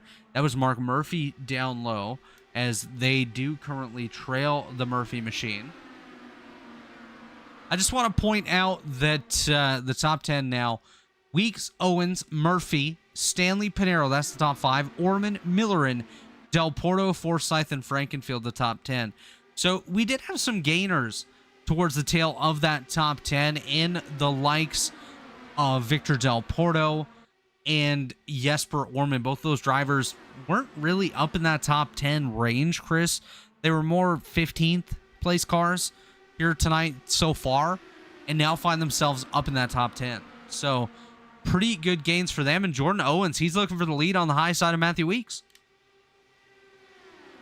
Yeah, he's looking for the lead. But one thing I do want to point out is Robert almost got to halfway. So that makes me wonder if he can just save a couple more laps of fuel. He might be able to eliminate a pit stop over these other guys. Yeah, could be a big deal with fuel strategy later. I think the thing that happened with him, Chris, is he came down late on the second caution, which gave him the opportunity to save a little bit more fuel. If you look, he last pit on lap 121. And if any other drivers are listening, please cover your ears during this segment. He last pit on lap 121, where some of these drivers pit as early as lap 114, 115. So he's got 5 to 7 more laps than a good chunk of these drivers in excess fuel. And he's one guy who hasn't tried to go lead. He's been perfectly content to run in the pack. He's got the fuel. He's going to have the tires. Robert Malechka might be in the catbird seat here from way in the field. Oh, here we go. Jeremy Millerin. Wow. He just took a page out of Adriano Pinero's book and drove himself from I don't even know where up into the lead. Good for him. That was one heck of a drive on the inside. He's side by side currently with Weeks. Weeks up top, Owens behind him on the bottom. It's Millerin with a trailing Ethan Stanley. So the top 4 are all together currently. There's a little bit of a gap back to that Bread King machine of Adriano Pinero, but don't look now. Look who's back, Chris. Currently running in position number 5. He might have been kicking the tires and kicking himself on pit road, but he's working the high lane. Chad Frankenfield back in the picture, currently running 4th. Watch this. Big run. Chad's got to be thinking 3 wide right here. Oh, Chad's 100% going to go 3 wide into 3. I was pretty disappointed he didn't do it right Actually, there. Miller just tucked down. Miller and tucked down. This is going to open the high side for Chad. Chad now gets behind Owens. He's going to take Owens' run here. Try to get Jordan up towards the rear of this Matthew Weeks machine. I keep trying to call him Zeus. Get up to the Matthew Weeks machines. And Jeremy Millerin, who currently race leads at this. Frankenfield back to 3rd. Weeks and Millerin duking it out. Here comes Frankenfield to the inside. Move the number 15 machine back to the lead. And we talked about Robert and his fuel strategy, maybe to save a couple. If he just saves 2 more laps over the rest of the race, he can eliminate a pit stop. Look where he's running. He's running at the very back of the lead draft by design, lifting early. He's still in the draft, which gives him the opportunity to lift, like you said. Save a bit of fuel, save the tires, and really have an opportunity to be there at the end. I mean, at this point, his tires don't matter. Oh, we're wrecking. Wow, they saved it. Wow. I was in the middle of choking right there as that happened because I got a bit too excited and swallowed my own spit as Ethan Stanley dives to the inside of Matthew Weeks and Jeremy Millerin. It got really close there. Contact was made between Millerin and Weeks, which nearly caused a caution. That would have been a big one, Chris. Yeah. It sure would have been. Chad enjoys this, though. He is well ahead of the rest of the field now. Yeah, will they draft back to him? I got to think they will. I got to think they're going to draft back to him pretty quick. I think the field has the upper hand right now because they can swap and build momentum forward, whereas Chad has nothing. That's getting too tight for my liking between Ethan Stanley and Jeremy Millerin. They were nearly wheel in wheel right there. Somebody needs to tell these guys there's still 115 laps to go. Yeah, they just came across 116 remaining on lap 135. Still a ton of racing. Wow. Chris, I would not be surprised if within the next couple laps we see an incident between Ethan Stanley and Jeremy Millerin, just with the way those two are driving each other out here on the racetrack. As Chad Frankenfield gets passed by Millerin, move Jeremy Millerin back out front. Chad's going to try to have to hang on to second. He's side by side for that position now. Down the front stretch here. He's got the draft help.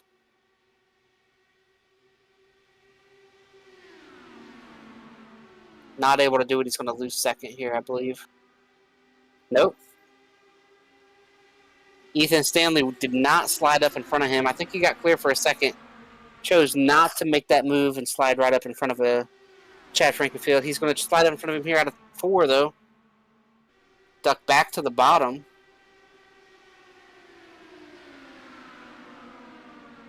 And here comes Ethan Stanley looking for the lead. Stanley back to the inside. Millerin currently running against the wall barely. Actually, now he's a couple lanes down, comes down nearly into the side of Frankenfield. Frankenfield pushes back up nearly into the side of Millerin, almost as if to say, hey, bud, I'm right here. Car low. Don't come down into me. Millerin dives to the inside. Jeremy Millerin going back to the front in the Apollo number 57 machine. And here comes Stanley. Stanley charging back on the inside. It's Stanley down low. Millerin up top. Frankenfield likely to be middle very soon. Jordan Owens still up in the top 5, as is Matthew Weeks. Just behind them, we find Craig Forsyth, Colin Culpa, Seb Alexander, Adriano Pinero, and Mark Murphy. So a handful of guys that have been up towards the front numerous times tonight and want to work their way back up as soon as they can. Yeah, the field got pretty crazy there for a couple laps, and now it's kind of thinned back out. not nearly as crazy. It's like they almost wrecked there a couple times, and everybody said, "Hey, okay, let's take a breath." It's like some people realized, hey, there's still a lot of laps left. 2 more pit stops, maybe 3 for some. I'd say 3 for most. Well, when I say 2 more, I'm thinking Robert. I think it's only going to make 2 more. Oh yeah, no, you're definitely correct there. Chris, just an update on some other motorsport. The SRX series racing tonight, and I heard that they had a wreck that took out half the field in one of the heat races. Well, Tony Stewart just went on TV and was bragging about how they finally got to get caught up after last week. They eliminated Paul Tracy and they had a clean race, so they got caught up and got all their cars fixed. So, you go out bragging about how your cars are in good shape now and you got all these cars to work with. And that happens. I believe Marco Andretti might have just taken the heat race victory. So right now, we're side by another side for the lead over Indianapolis here. Andretti victories. We are side by side. It's Stanley on the inside, Millerin on the outside. Millerin. Contact! Oh, that was netcode contact, but contact nonetheless, because that would have been a hard hit. Speaking of hard hits, wow. Man, you can only play with fire so long. And that's about the 3rd time we've seen contact without a wreck. And I'm telling you, these guys need to give each other a little bit more room. I understand that last contact, it did appear to be netcode, but they were still running each other very tight. Like I said, Chris, it was netcode 100%, but it was going to happen nonetheless. Because the way that these guys are driving each other right now, I honestly, I really hate that the viewers or listeners at home can't see what's going on out on the racetrack right now. Because the way these drivers are racing each other, they're giving each other an 1/8 of a car length of space between each other. Like, it is not big at all. They're so tight together. Yeah, and you can only play with fire so long before you get burned. And I'm telling you, these boys. We're playing with more than fire. We got a flamethrower out here on the racetrack. And Chris, just an update. Michael Bourne just came down pit road. Typically, that triggers about 10 to 12 laps before the pit cycle begins. So we're getting back to that point here on the racetrack. I feel like we just pitted. We did. We pit on 114 or so. So we're actually 30 laps since some of these guys came down pit road. Yeah, so we're about 10 laps. 10 laps. Yeah. That's actually crazy that it's been that quick. Jeremy Miller and Ethan Stanley keep duking it out for the lead. Jordan Owens and Matthew Weeks battling for 3rd. Stanley just over to the inside of Miller for the lead.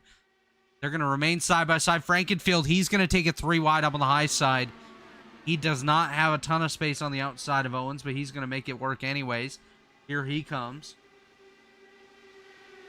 Frankenfield currently running 5th. It's Miller and Stanley, Weeks, Owens, and Frankenfield, the top 5. But just quickly, because we did mention the SRX series, I want to give a shout out to a former elite competitor, Ron Capps, taking part in the race tonight at Eldora. Currently running 4th in the heat race, so nice run thus far for Ron Capps. Yeah, and Ron used to run the Dream when they had the late model race up there with all the motorsport guys for charity and whatnot. And that's so something a lot of people forget. Is he's no stranger to this racetrack. He's no noob, as here comes Millerin to the inside. Weeks. Oh my gosh. Chris. They're going to wreck eventually here. I'm telling you, I'll go ahead and make a reference here to Oppenheimer. It just came out in movies, in the theaters. We are about ready to use one of those bombs that he helped make in here, because these boys they're getting closer and closer to going over that edge. Yeah, absolutely. As Stanley, Weeks, Millerin, Owens, Frankenfield, the top 5. Just to keep that SRX train rolling here real quick, Ron Capps just finished 3rd in the heat. behind Tony Stewart and Bobby Labonte. So good company there. We continue here at Michigan. I was about to say Indianapolis. We're not at Indy at all. That's where everything else is this weekend. As Millerin and Weeks duke it out for the lead. It's Weeks up top. Millerin down low. Stanley just behind. Frankenfield and Owens trailing them, trying to work their way up. This has been one heck of a race thus far, with Jordan Owens and Chad Frankenfield trying to join this podium battle. Yeah, and like you said, we're getting right in here before pit stop once again. Yeah, we are probably within about 5 laps, I'd say, of pitting, which will bring us to about a 40-lap run for some of these guys. And again, it's an extended pit cycle here for these guys, because we have about an 8-lap difference between the start of the cycle and the end of the cycle for the mass amount of drivers here in the field. Of course, like I mentioned, Michael Bourne on a little bit of an off strategy. Robert Smith was as well. And that kind of has them separated from the rest of the field. And Robert Malechka, just to update, he has basically held position since that last restart. He's just trying to save fuel, keep himself in a spot to have a chance as we come to lap 150. 100 laps to go here, Chris. 150 down, 100 to go.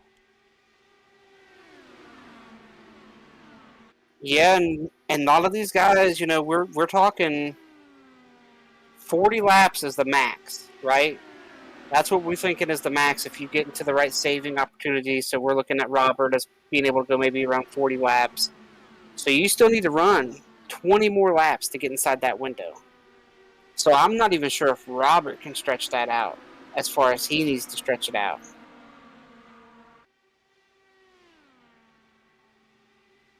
Yeah, I don't think I can stretch it out very well, that's for sure. We'll see what I can do out there, Chris.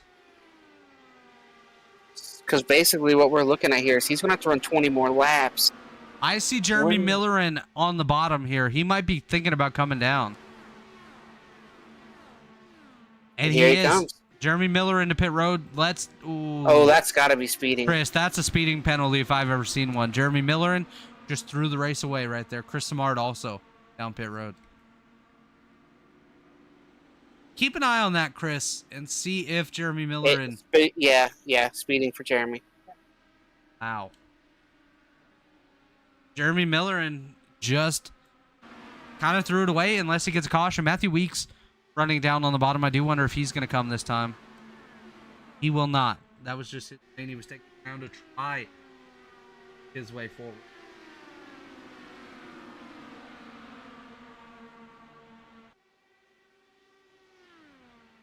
Yeah, you gotta hate to see that. We could see it. He was visibly way faster than he should have been. Yeah, I think it was kind of a late commitment to the idea of coming down pit road, which ended up costing. He called it out off of turn 2. You mentioned he went down there and ran the bottom, and he posted in the chat twice there in the last 20 seconds before he pitted. So I don't. You gotta wonder if he was second guessing it potentially though. Oh, Chris, we had Michael Bourne's wrecking. We're under caution. Now look, I'm not going to say anything just yet, but that looks like it might be bad. We'll see.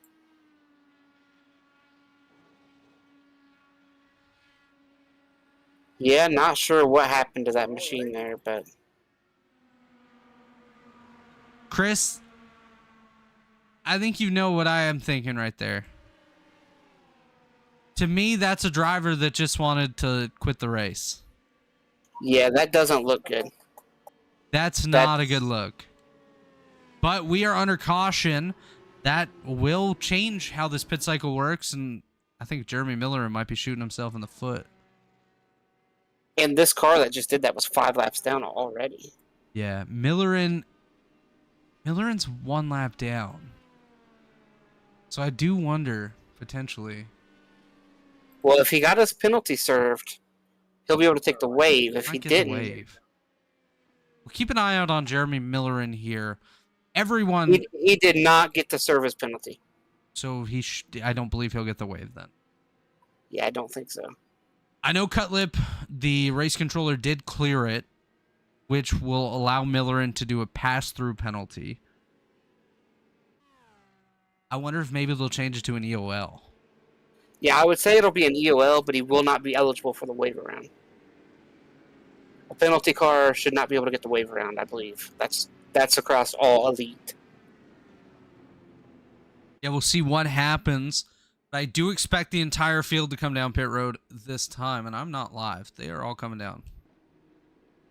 And another thing that's There we happened go. here as well, that eliminates the fuel strategy. You know, everybody's going to pit right here, and they're going to have to pit 2 more times to get to the end. What'd you say? Everyone's gonna pick Chris? He'll be in next time. That's Robert Malechka, folks. Just stayed out on the racetrack. See who wins the race off pit road, and then we'll head for our pit stop here. Victor Del Porto just won the race off pit road. I think he might have missed his box. Ethan Stanley, Matthew Weeks, Jordan Owens, Craig Forsyth, Chad Frankfield, Colin Culpa, Adriano Pinero, Seb Alexander, Jesper Orman off pit road. We're going to take a quick commercial break. When we come back, we'll bring you the last 100 laps of the IndyCar1909.com US 500 right here on the Elite Racing Network. Don't go anywhere.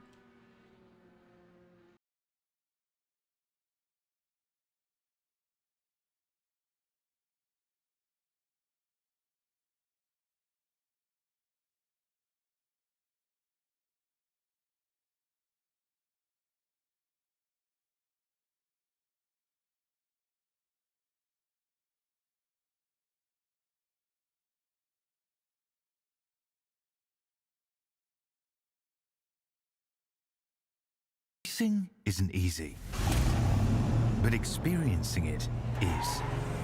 iRacing puts you in the driver's seat with the industry's leading sim racing game. Drive on laser scan replicas of the greatest racing circuits from around the world.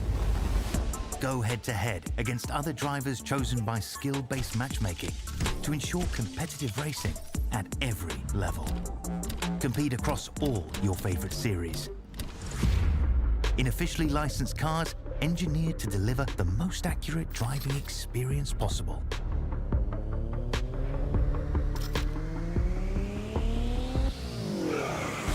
Join a race or host your own with players from across the globe. Race against the computer or in a league with friends. Feel the thrill behind the wheel. Visit iRacing.com.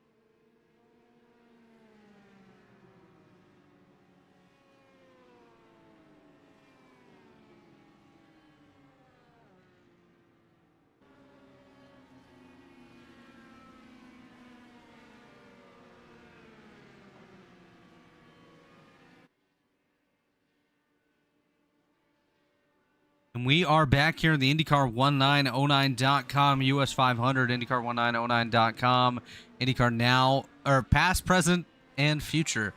As we are on the racetrack here, 92 laps to go. Ethan Stanley, Seb Alexander, Butch Davis, Chris Samard, and Matthew Weeks, the top 5. Everyone from Weeks on back did come down last lap before the restart to get a top-up of fuel to try to make it so they can only do one more stop here.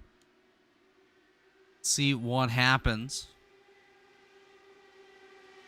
Chris, of course, we have had a very, very good race so far. Yeah, it's been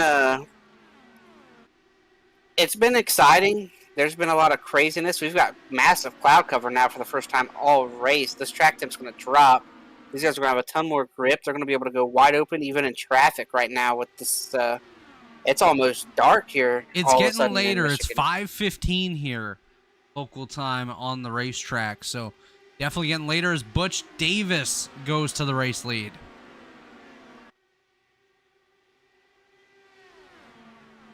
And we did have a lot of people top off there under the yellow when they got the one to go. But we haven't seen anybody be able to go more than 40 laps on fuel, so we still have about 90 to go when the green came out. Yeah, definitely interesting to see that these drivers have opted to come back down pit road on the restart, but it may end up paying off where they can make it beyond the 40. We don't know if they've been running these cars empty either. They might be pitting with like a couple laps of fuel left just to be safe. But then again, we've only seen the one green flag stop as well. Yeah, and we've almost gotten the green flag stops a couple times. Every time, actually. Every time we've had a caution, it's basically been at the end of a pit cycle. So we will see how this breaks out. Right now we're just after a restart, so the field is still kind of strung out. They're trying to get back together and tighten back up. They're not quite there just yet. It will absolutely tighten back up as it goes along. Butch Davis back to the race lead. He goes to the inside of Chris Samard, the Samard driver. Those are FBR cars, currently 1 and 2, followed by the Lake Norman car of Ethan Stanley. Pro Edge is Matthew Weeks, and 4Ds, number 25 of Craig Forsyth. That is the top 5. So 4 different teams represented in the top 5 with 2 teammates out front in Samard and Davis. And speaking of Davis, he goes back to the inside of Chris Samard. They're going to swap the lead once again for, I believe, is the 5th time in 2 laps. So very nice battle here between the FBR cars, and they do have Ethan Stanley in tow. Yeah, and that field's starting to get back tightened up here a little bit. Just taking a look here, Chris, just for the viewers at home. Once again, the cars on the lead lap as Butch Davis goes back to the inside of Chris Samard. They're going to continue duking it out for the lead. The cars on the lead lap are Butch Davis, Chris Samard, Ethan Stanley, Matthew Weeks, Craig Forsyth. The top 5, Jordan Owens, Colin Culpa, Adriano Pinero, Seb Alexander, Chad Frankenfield. That's the top 10. Behind them, you find Robert Malechka, Mark Murphy, Jesper Orman, Joshua Chin, Joe McAdory in 15th, and Victor Del Porto in 16th. And car 1 lap down, Jeremy Millerin, who was involved in a speeding issue entering pit road right before the caution came out. So he's definitely shooting himself in the foot for a double down disappointment there with the early stop and, of course, speeding on pit road. Chris Samard goes back to the inside. Butch Davis gonna hold steady there up on the high side. He drops down to position number 2. Ethan Stanley trying to close the gap on them. Matthew Weeks trailing him as Butch Davis dives back to the inside of Chris Samard, and they're going to continue to duke it out for the race lead. Look a little bit further back. Looks like we have a battle brewing here between Jesper Orman and Mark Murphy. It's Murphy on the inside. Oh, I just put myself in the race car. That messed with my screen there. Let me get that back. As Jesper Orman looks to get by Mark Murphy. He's got Joshua Chin behind him. That is the battle from 12th through 14th. And just behind Josh Chin is Joe McAdory. So McAdory trying to join that fight as well. As Colin Culpa works his way up into the top 5. He gets by Jordan Owens working that high lane. 2 cars, both with some American flag colors on their machines. Culpa with the rear pod. Meanwhile, Jordan Owens' whole car is the stars and stripes found on the American flag. They currently run just ahead of the Canadian, Craig Forsyth. Yeah, and right now I think the window is opening up. If we were to see a caution, or if people wanted to play a little different strategy, they could pit now, make it on just one more stop. I mean, based on everything we've seen so far, I don't see anybody going 90 laps. I mean, I don't see anybody going 45 laps on a tank of fuel. I haven't seen anybody get close to that just yet. And I gotta feel like they aren't short pitting by more than just a couple laps, like you said. So I don't think anybody's got 7 or 8 more laps that they could go. No, because the thing is, too, those 7 laps that Robert Malechka had in comparison to the rest of the field, well, those are gone. He doesn't have extra laps anymore. Everyone else, aside from the top 3 on the racetrack, have the same amount of laps as Robert Malechka. So the strategy is basically everyone's on the same strategy right now. And like you mentioned, if we do get a caution, we have about 80 laps to go, just under 80 laps to go. I wouldn't be surprised to see the cars come down and then split that final segment into one additional stop. Yeah, right now everybody's in that window now to make it on one more stop. If they were to pit now, 2 more stops, right? Obviously, if they were to run it until as far as they can, I think they could probably get to that 60 to go window, 50, 55, right in there, just depending on where you're running. Obviously, if you're the car that's out front, you're going to be probably 2 or 3 laps short on fuel. Oh, we got a car on the wall.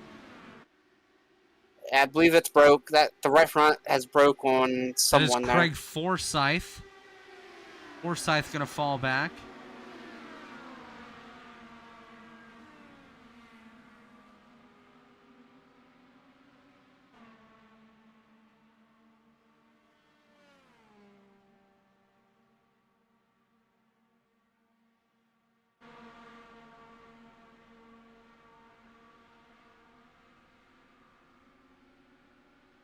As Craig Forsyth comes to pit road, that'll likely end his shot in facing victory tonight. Fortunate there for Craig Forsyth, was running very strong up inside the top 10 there with just 77 to go. The battle is continuing for the lead. It's Butch Davis and Chris Samar duking it out. There was contact there with the 15 into the back of Craig. And the 15 got the tally. Tally issued to Chad Frankenfield. Frankenfield going to be issued his first tally of the night. Just ahead of Chad Frankenfield, we do have a side-by-side battle between, actually Matthew Weeks just got passed by Chad Frankenfield. Now Chad Frankenfield dives to the inside of Jordan Owens. Work his way up into the top 5. And we are now down to just 15 cars on the lead lap. 15 on the lead lap. Jeremy Millerin just 1 lap to the rear of these drivers. So we'll see if he can get back on the lead lap should we get one more caution, as Butch Davis, well, he's going back to the lead on the inside of his teammate Chris Samard. But Ethan Stanley trying to close that gap. Colin Culpa right there, as is Chad Frankenfield. And Mark Murphy has just risen from the dead. He was outside the top 10. Now he's just outside and knocking on the door of that top 5.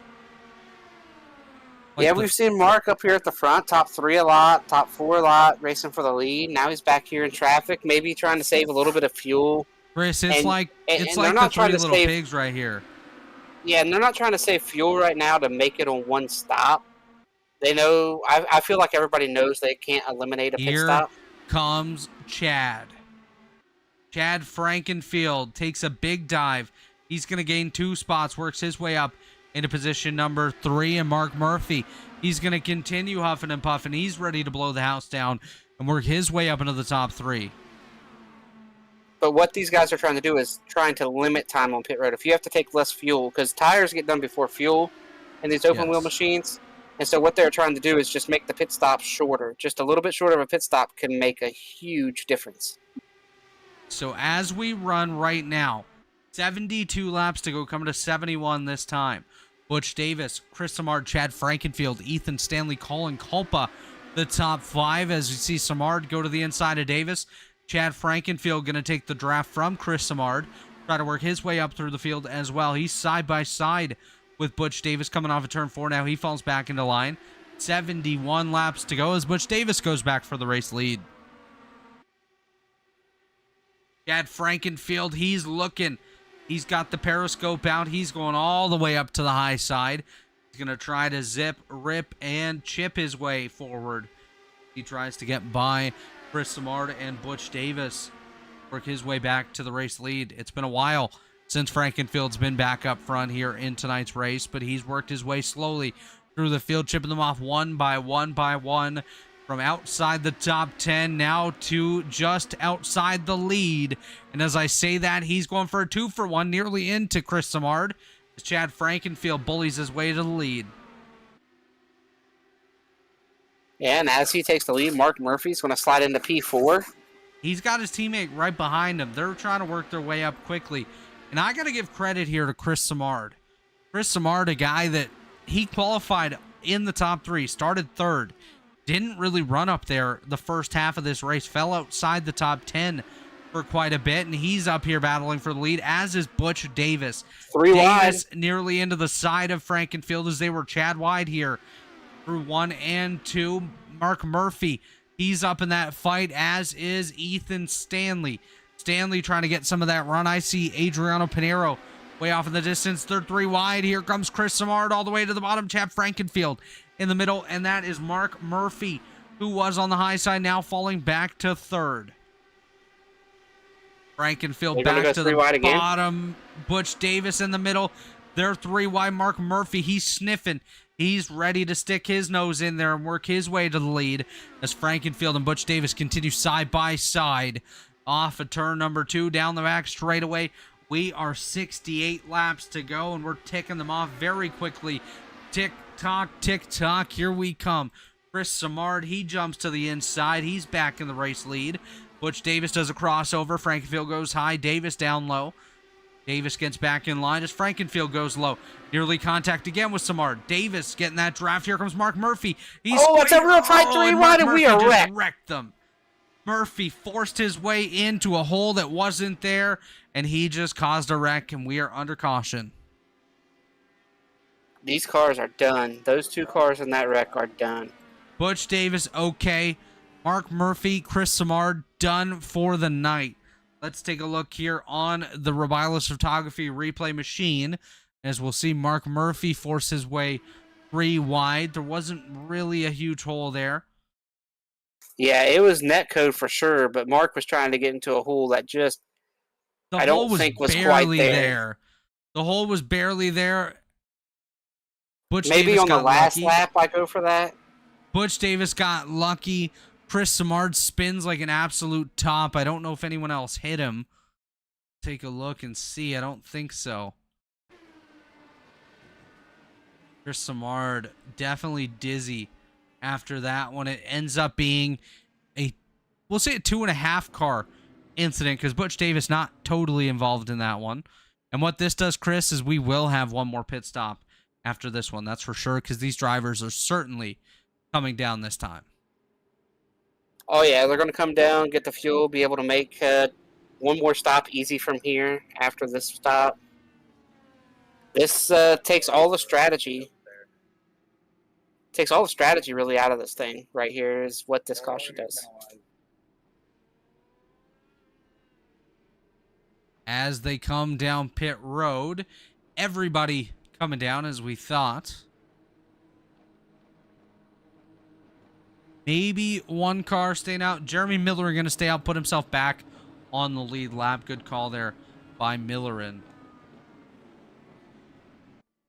As we watch the pit exit cam here, see what's going on, see who exits first.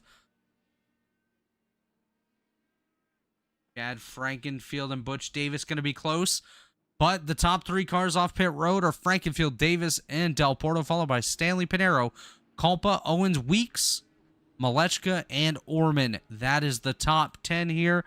65 laps to go as we are on lap 186 here in the IndyCar1909.com US 500. We're going to send it back to a commercial break. It should be our final break of the night, potentially, unless we get a couple cautions. We'll be right back in about 2 minutes' time. Don't go anywhere.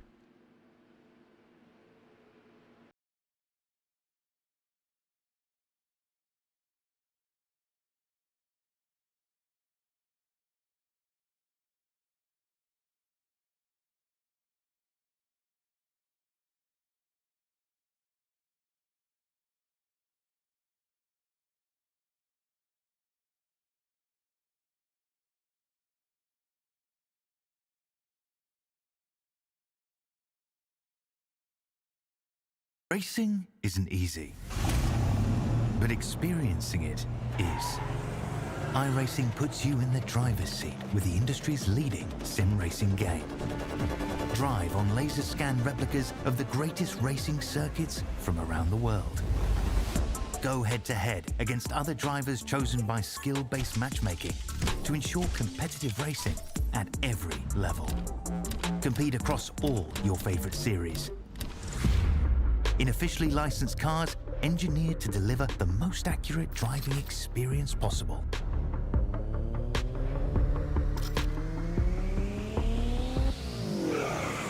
Join a race or host your own with players from across the globe. Race against the computer or in a league with friends. Feel the thrill behind the wheel. Visit iRacing.com.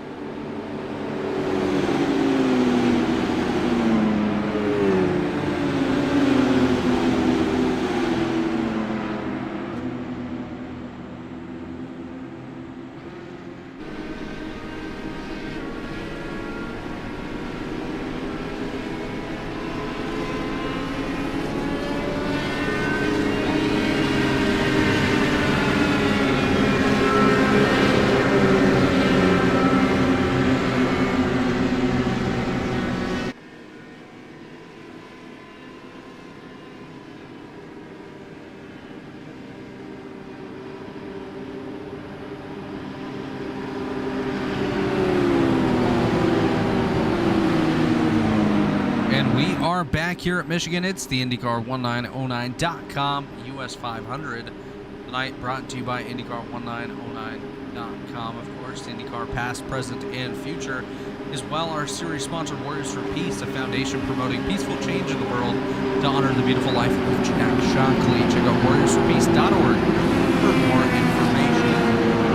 Of course, Blue Egg Marketing, one of our premier partners here in the Elite Racing League. Blue Egg is the marketing department for small businesses, small business owners. Blue Egg is for and Worldwide Technology Raceway in Madison, Illinois, 1.25-mile oval, 2-mile road course, quarter-mile drag strip, and a state-of-the-art karting facility known as the Kartplex. Check out Worldwide Technology Raceway today, and we are back on our green with Chad Frankenfield. Bad Chad, Chad Wide, whatever you want to call him. He is out front with Butch Davis, Ethan Stanley, Adriano Pinero, and Colin Culpa, the top 5. 14 cars remain on the lead lap. Jeremy Millerin being the last of those cars after he came down, after he stayed out and got a wave by, then just came down. He is back on the strategy with the leaders as Butch Davis goes to the inside of Chad Frankenfield, Chris, right? Yeah, going to the inside of Chad. We got quite the breakaway there for our first 2, 3, 6 cars or so. That's how Nice I little count too. gap. 2, 3, 6. Well, I was just trying to count in a hurry there, and it's only 5. It's not quite to 6 just yet.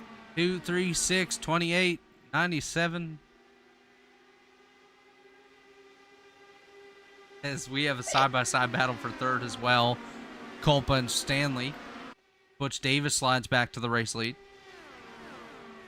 But right now, we have quite the gap from our 8th place car back at 2 seconds plus. But all these guys will come back together here with the draft and whatnot. No real reason to save any fuel. Nobody's going to need a full tank on this last pit stop. Can I have a full tank of fuel? I mean, if you want a full tank, you go ahead and sit there for the extra 3 or 4 seconds. And when you blend back, you won't be with the draft. Probably right. Ooh, as Ethan Stanley joins the picture here. He's all over the rear end of Chad Frankenfield. He looks to the inside, and here comes Colin Culpa. Culpa going to the inside. He wants to go to that race lead, and here he goes. He looks to the inside of Frankenfield, already side by side and past Butch Davis. Now he is side by side with Frankenfield off of turn number 2. I'm going to go ahead and tell you, I'm worried about our guys that are 9th on back right now because this front has gotten formed up pretty good, and our guys 9th on back are still kind of just moseying around. They are going to end up losing touch here with this front Anyone group. behind Matthew Weeks has a lot of work to do to get back up to the front. So you are absolutely correct. Anyone from Seb Alexander, Robert Malechka, Josh Chin, Victor Del Porto, Joe Macadori, or Macaroni, as he's sometimes called, and Jeremy Millerin, they got a lot of work to do to get back up to the front. As they 3 wide here on the back 3 stretch. wide, Wow. Ethan Stanley on the inside, Colin Culpa and Chad Frankenfield were 3 wide. Frankenfield up top. He has Culpa on his inside. Now Culpa gets in line behind Stanley. Culpa now jumps to the inside of Stanley. Stanley on the high side. Culpa to the bottom. Frankenfield to the middle. Of course, Dave's watching. He knows Frankenfield just went Chad wide. And what happened back there in that second pack is old Mr. Oval Man himself back there got to the front of that line and said, he hey, just came to life. Yeah, he said, we can't afford to be giving up this much time to these front guys.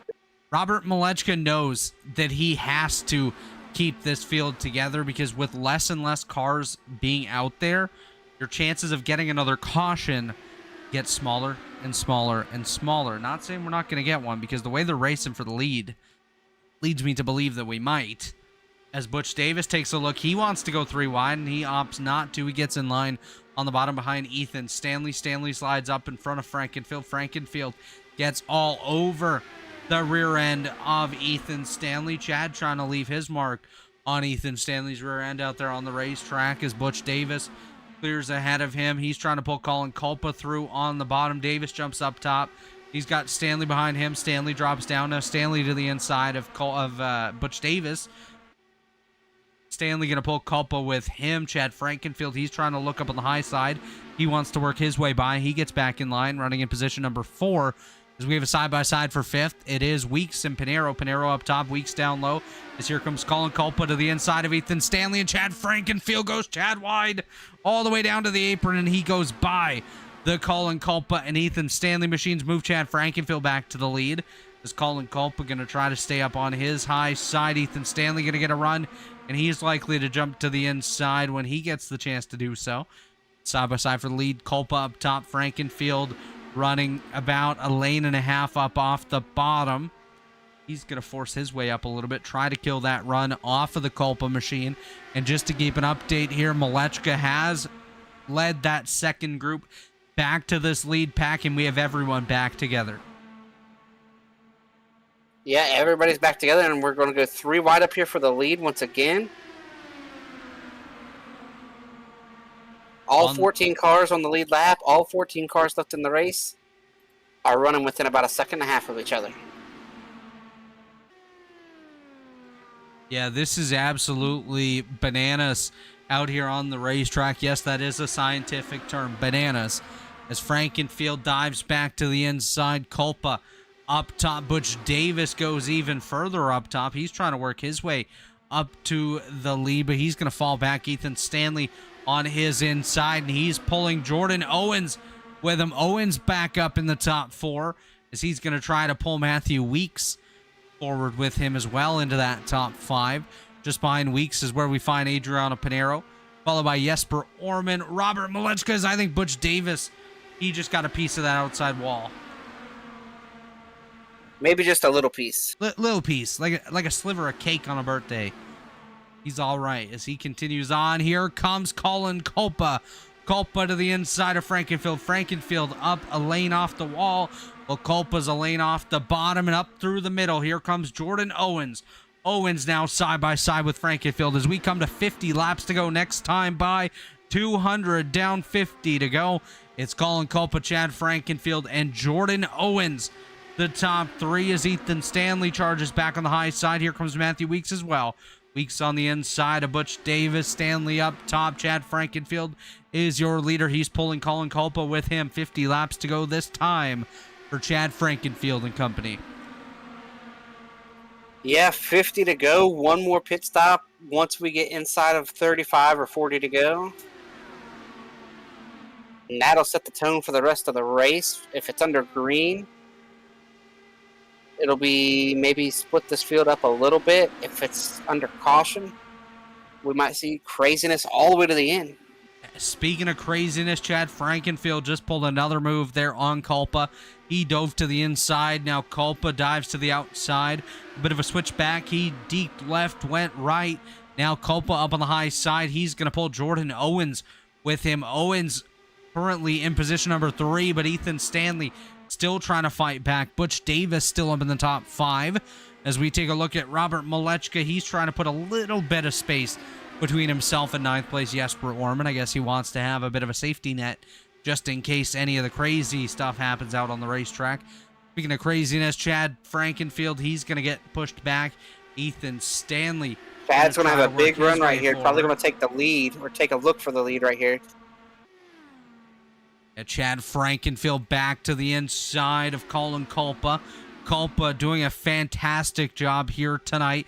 Currently running in second. He's going to go up to the high side. He's got a bit of a push from Ethan Stanley. Chad Frankenfield already starting the snaking down the back straightaway. He's going to serpentine his way towards turn number 3 as Ethan Stanley takes a dive to the inside. Craig Forsyth back on pit road. The Forsyth number 25. He's going to try to rejoin the field. We'll see what he can do as Ethan Stanley goes by by Chad Frankenfield here. Frankenfield up top. It's Stanley down low. Stanley pulling Culpa through. Just behind is a side-by-side battle for 4th. It's Jordan Owens up top. Matthew Weeks on the bottom, and Butch Davis trying to work his way forward as well. As we see Colin Culpa now look to the inside of Ethan Stanley. Chad Frankenfield, he's going outside. Chad trying to climb that ladder. He's going to the top. That's Chad bunk here. wide. We are Chad wide. Culpa on the bottom. Stanley in the middle, and Frankenfield up top. And here comes Jordan Owens to the rear end of the Frankenfield machine. These drivers have put on quite the show up front here tonight. Stanley, Frankenfield, Owens, Weeks, and Culpa, the top 5 with Butch Davis right there. And Jeremy Millerin back in the picture. He's currently running in 7th. Move Matthew Weeks back into position number 3. He gets by both Jordan Owens and Colin Culpa. The battle is side by side for the lead. It's Stanley down low, Frankenfield up top. Here comes Weeks. He's on the inside of Frankenfield now with a bit of pull from Ethan Stanley. Stanley running on the 3rd seam now. He's going to work his way up ahead of Chad Frankenfield, try to break that draft that Frankenfield currently is enjoying on the high side. Weeks getting right behind Ethan Stanley, and he's going to try to work his way forward. If he gets an opportunity, he may go 3 wide on these drivers as well, as Chad Frankenfield looks like he got a bit of aerodynamically loose on the outside of Ethan Stanley. Oh, we got a side by wow. side. Somebody just drove across the apron. Colin Culpa, the driver, that went across the apron. He's able to gather it back up. He's going to fall outside the top 10. He was our race leader not long ago. Now finds himself back in 11th under pressure from Seb Alexander. And speaking of pressure, here comes Chad Frankenfield and Matthew Weeks to the inside of Ethan Stanley. Stanley up top. It's Frankenfield and Weeks trying to pull their way through on the bottom. Yeah, Matthew Weeks, he was quiet at the start, then he showed up a little bit in the middle, and then he got quiet again, and now here he is as we approach 40 to go. Right now it's about 42, 43 to go, and Weeks is back up here in the top 3. As Chad Frankenfield leads, it's Weeks just behind him, followed by Ethan Stanley and Jeremy Millerin now up in the top 4. Millerin side by side with Owens, nearly contact there. The Apollo machine of Millerin, he's had quite the night. He was a lap down not long ago. Welcome back to the racetrack, Chris Simard. Simard rejoins after contact about 20 minutes ago now with Mark Murphy. Very glad to see him back on the racetrack. Unfortunate early ending to his night, but glad to see him going to come back and try to work it. Yeah, and Weeks took the lead and is already losing it back to Chad here down into 3.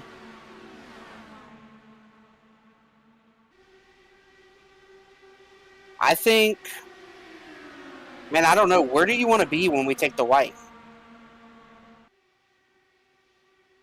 Third?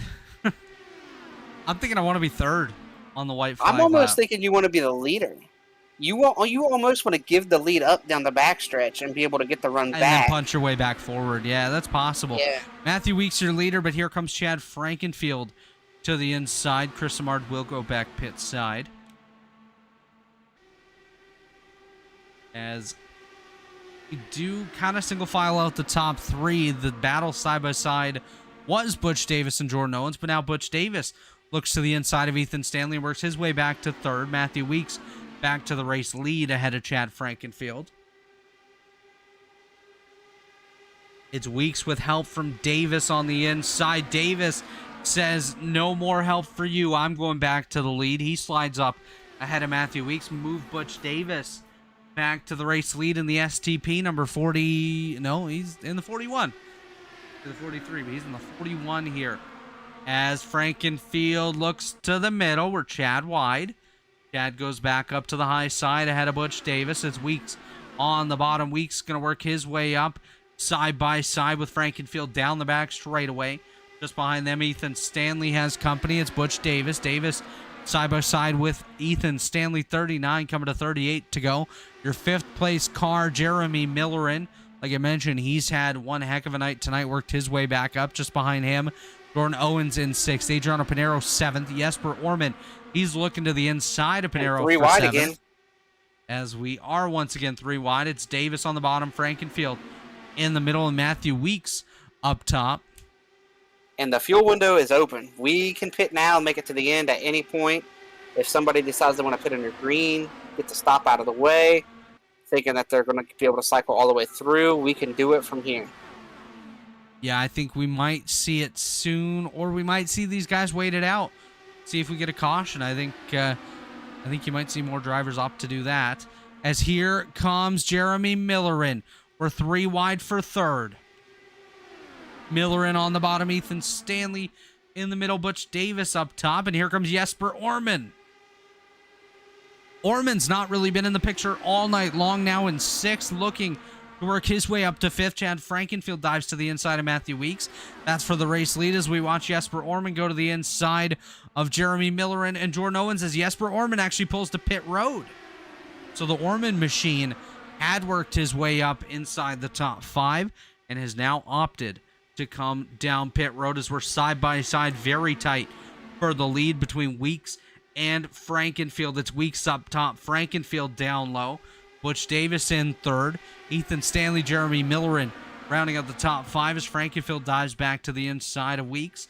Butch Davis trying to get his way up towards that battle as well as Jeremy Millerin now side by side with Butch Davis and Ethan Stanley. And what's really important here for our Jesper who pitted is to try to blend back and be able to get a tow. The field's passing him right now in the middle of 1 and 2, but I think he's going to be able to attach to the back of this lead group, the only group out here, Oh yeah, he's definitely going to be able to get a toe.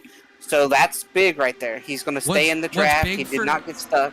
What's big for Jesper is he's going to be able to tack on to the main pack, but he also has support behind him. So unless he steps on his you-know-what at this point, Jesper Orman's fine to stay with the field. As we're Chad wide again, Chad up top, Butch Davis in the middle, Matthew Weeks down low. Davis had help from Jeremy Millerin to push him forward. Now he looks to the outside and goes to the outside of Weeks. Weeks closes that door. Now they're side by side once again. I'm wondering if other people are going to start pitting two since we've seen one guy pit. So far, though. Very likely, as Frankenfield nearly had a moment, nearly got into the Jeremy Millerin machine. Now he's going to force Chad wide once again. Oh, he nearly hits Butch Davis. I think he might have hit Butch Davis there. As here comes Adriano again. Adriano throwing one of his deep dives down into the corner. He gets by Chad Frankenfield and Matthew Weeks. Now Frankenfield and Weeks dive to the inside of Pinero. Pinero up top. Weeks a couple lanes below him as they're looking to get by Butch Davis. Matthew Weeks slides up in front of Adriano Pinero. Butch Davis now to the inside of Chad Frankenfield, who briefly retook the lead. Now they're Chad wide once again. Adriano, Weeks, and Frankenfield. Frankenfield up top. It was Weeks in the middle and Pinero down low. They get clear of Frankenfield. Now it's side by side between Weeks and Pinero. Now Pinero and Frankenfield side by side for third, with Jeremy Millerin breathing down their neck here as Chad's going to look to take a 3 wide once again, potentially here. As Weeks goes back to the lead, Frankenfield clears Davis, works his way back to second. Butch Davis in third as Frankenfield does a bit of a late evasive maneuver. Now they're Chad wide once again. Frankenfield up top, Davis in the middle, Weeks down low with just 31 laps remaining here at Michigan. Yeah, Butch the business Davis, is picking your up leader. here as we are now at 30 to go. And I'm Here very interested to see what people comes- do. I don't even know who that is. Is that Jesper? That's Jesper. The lap car, Jesper Orman, forcing his way past the leaders. Nearly made some contact with them there. As he's 3 That tells me wide. that tires are pretty important. Adriano just made a bold move just behind Matthew. Weeks and Butch Davis are side by side now. Weeks side by side with Orman. Orman's actually going to fall back on the inside. He's 3 wide with Davis and Pinero. Weeks drops to the inside lane. Now slides up in front of Pinero. Pinero going to take to the inside of Weeks. Bit of a crossover move there. Coming to 29 laps remaining as Butch Davis dives to the inside with help from Chad Frankenfield. Davis goes to the inside. He's going to clear up in front of Pinero. Weeks falling back on the high side. Now he's side by side with Chad Frankenfield. Jesper Orman still up in that mix up front. He's between Weeks and Frankenfield Here we now. go. Here we go. We're going to have some pitters right here.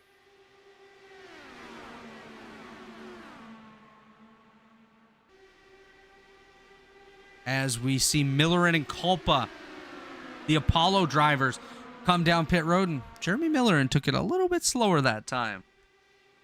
Didn't speed as Butch Davis and Adriano Pinero are side by side for the lead. It's Davis up top, Pinero on his inside. Just behind them is Jesper Orman. Now in between them is Jesper Orman. Orman has filled that hole, and he's working his way forward. He's trying to get his lap back the hard way because now he's going to have to deal with the likes of Culpa and Millerin as here comes Butch Davis and Chad Frankenfield down pit road for their final stop, which is 27 laps to go. Adriano Pinero, Matthew Weeks, Ethan Stanley, Victor Del Porto, Robert Malechka, the top 5, Jordan Owens, Seb Alexander, Josh Chin, and Joe McAdory. The 9 cars still to pit here at Michigan in the IndyCar1909.com US 500.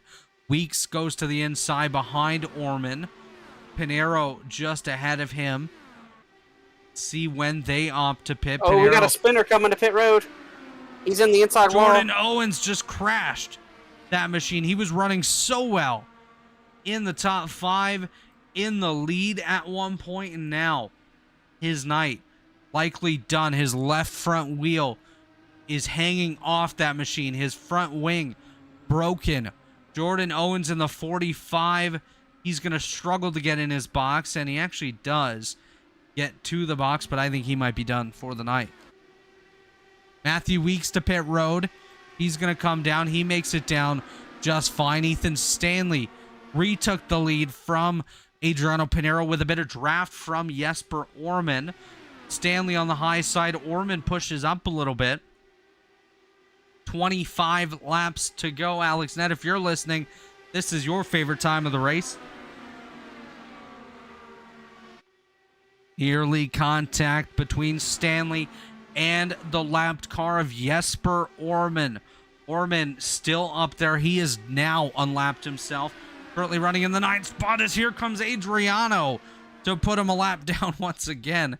Adriano Pinero jumps in front. They're going to put Matthew Weeks a lap down here, but of course the pit cycle still underway. Seb Alexander pits from position number 7. That's going to continue the cycle as Orman dives back to the inside of Pinero. He's going to pull Ethan Stanley with him. Stanley thinks twice about it. Now he's under pressure from Victor Del Porto, and Stanley opts to come to pit road. We'll make sure he makes it down just fine. Yes, he does. He's going to pull Joe McAdory with him. So Pinero, Del Porto, Malechka, and Chin, the 4 cars yet to pit. As Orman still side by side with Pinero. Pinero's going to get in line behind him. Nearly makes contact as Adriano drops low. I think he's going to pit this time, as Adriano looks like he's committing to come down pit road. Looks like he may pull Victor Del Porto with him. As Pinero goes to pit road, Del Porto says no.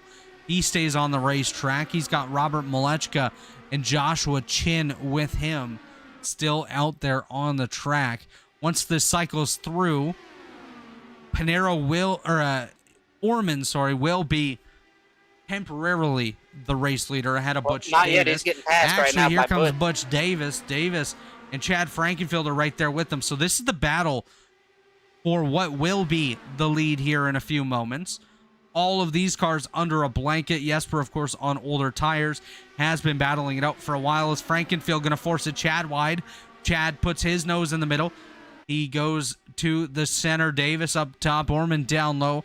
All 3 drivers do put themselves back on the lead lap the hard way.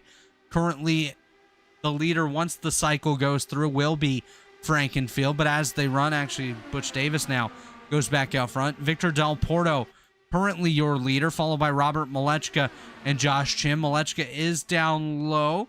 None of those drivers will opt to come down pit road this time. They last pit on 186. No way they can make it to the end. And there are some people who have lost contact with this lead draft. I'm looking at Ethan Stanley, Colin Culpa, Adriano Pinero, Jeremy Millerin, and Seb Alexander all together, and Joe McAdory way back from the field. As Jesper Orman, Butch Davis, and Chad Frankenfield trying to put a gap, but here comes Matthew Weeks as well. Weeks back up in that battle. He's just behind the Frankenfield machine as Davis holds on to second. Frankenfield goes to the high side. Chad wide once again. It's Frankenfield up top, Davis in the middle, and Orman down low. Weeks just watching this one as Orman slides up into Davis. Nearly made contact. That could have been bad. Victor Del Porto, Josh Chin come down pit road. Robert Malechka still out on the racetrack. I think he might be hoping for a caution here as Chad comes down nearly into the side of Orman. Forces Orman to back out just a little bit, does Frankenfield. As Frankenfield going to lead eventually here with 18 to go. Malechka still on the racetrack. As they run, it's Malechka, followed by Frankenfield, Orman, Davis, Weeks, and Ethan Stanley should cycle back to that spot, but it may actually remain with Josh Chin and Victor Del Porto as those drivers able to get a better stop. Frankenfield back out in front of this battle. Of course, as I mentioned, Malechka is currently your leader, but that will change as Malechka comes to pit road. Move Jesper Orman eventually here to the lead. He has to go around for another lap to get his way up there, but it is a 4-way battle for the lead by a bit of a gap over the next cars of Chin and Del Porto. It's Orman, Davis, Frankenfield, and Weeks all under a blanket. The front row of these cars is Orman and Davis. The second row, Weeks And Frankenfield, as Frankenfield goes, guess what? Chad wide. He's up on the high side. Now, those next two behind him are going to get there. Victor and Chin, they've got the draft. It's going to make it This at least is going to a be interesting six-car because race. there's some aggressive guys up here, too, in this front group, as now they take over the lead. Yeah, and here's Robert. Robert's going to blend back. I think he's going to be able to hang on. Robert's going to be able to hang on to this lead group.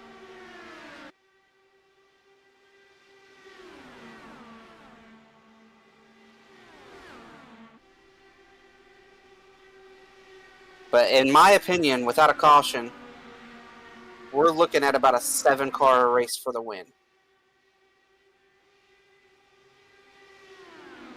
Yeah, definitely. I just don't see those guys 8th on back getting there without something happening. Jesper in the wall. Jesper in the wall. Chad nearly into Butch Davis as Jesper Orman gave the wall a kiss just like it was a first date, and he has fallen back. Now getting passed by Weeks, and Del Porto looking to get by as well. So Jesper Orman makes the mistake that nobody wanted to make as Weeks nearly pulls a Mark Murphy there. Looked to take it 3 wide up the middle, but that did not pay off. Jesper Orman actually able to collect it much better than I thought there. He's going to get back in line behind Chad, but that car is absolutely pushing. Here is Victor Del Porto, takes it to the inside of Weeks and Frankenfield. He's going to jet all the way to the lead. Victor Del Porto on the bottom. Butch Davis trying to charge back on the outside, but move Victor Del Porto to the lead with just 14 to go. Never mind, it's Weeks.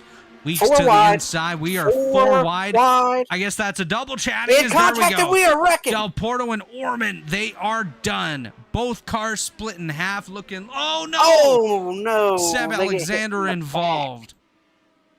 It's Frankenfield, Weeks, Davis, Malechka, and Chin, the top 5, followed by Pinero, Stanley, Culpa, Millerin, and McAdory, I would say, are the only cars still capable at this point, Chris. Yeah, there was some Wow. netcode contact there between the 15 and the 27. And the 15 definitely came up. I don't know how they're going to rule this. The 15 already has a tally. Yeah, 15 kind of drove up into Del Porto, and that's what triggered that incident. This may get interesting here, because Chad does have a tally already, and he did push up there into the Victor Del Porto machine, which triggered that incident. Yeah, it wasn't a lot, but it was more than a little that the 15 moved up the racetrack. It wasn't a lot, but it was still... It was substantial enough to... It was It was still the spark that hit the fuse and started that blow up right there. This is going to be a restart with less than 10 to go. And after the race that we've had here, wow. We're in for a treat.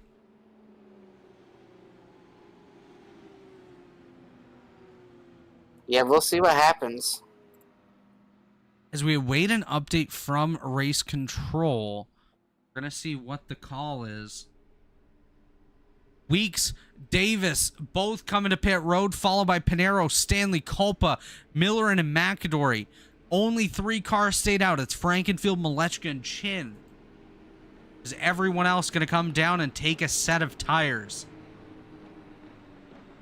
Yeah, I thought based on those green flag stops when we saw the short pitters kind of drive their way through traffic, tires definitely look to appear to mean something. I don't think Robert or Joshua need tires here. I think they just pit. So they should be fine. But Chad's been in battles. So this is going to get interesting here. And Chris, has a call been made yet on that incident? I have not heard one. It would be tough to call that I on the think 15, but it was the 15's fault. But I don't... He moved up quite a bit. Like I said, it was more than a little and less than a lot.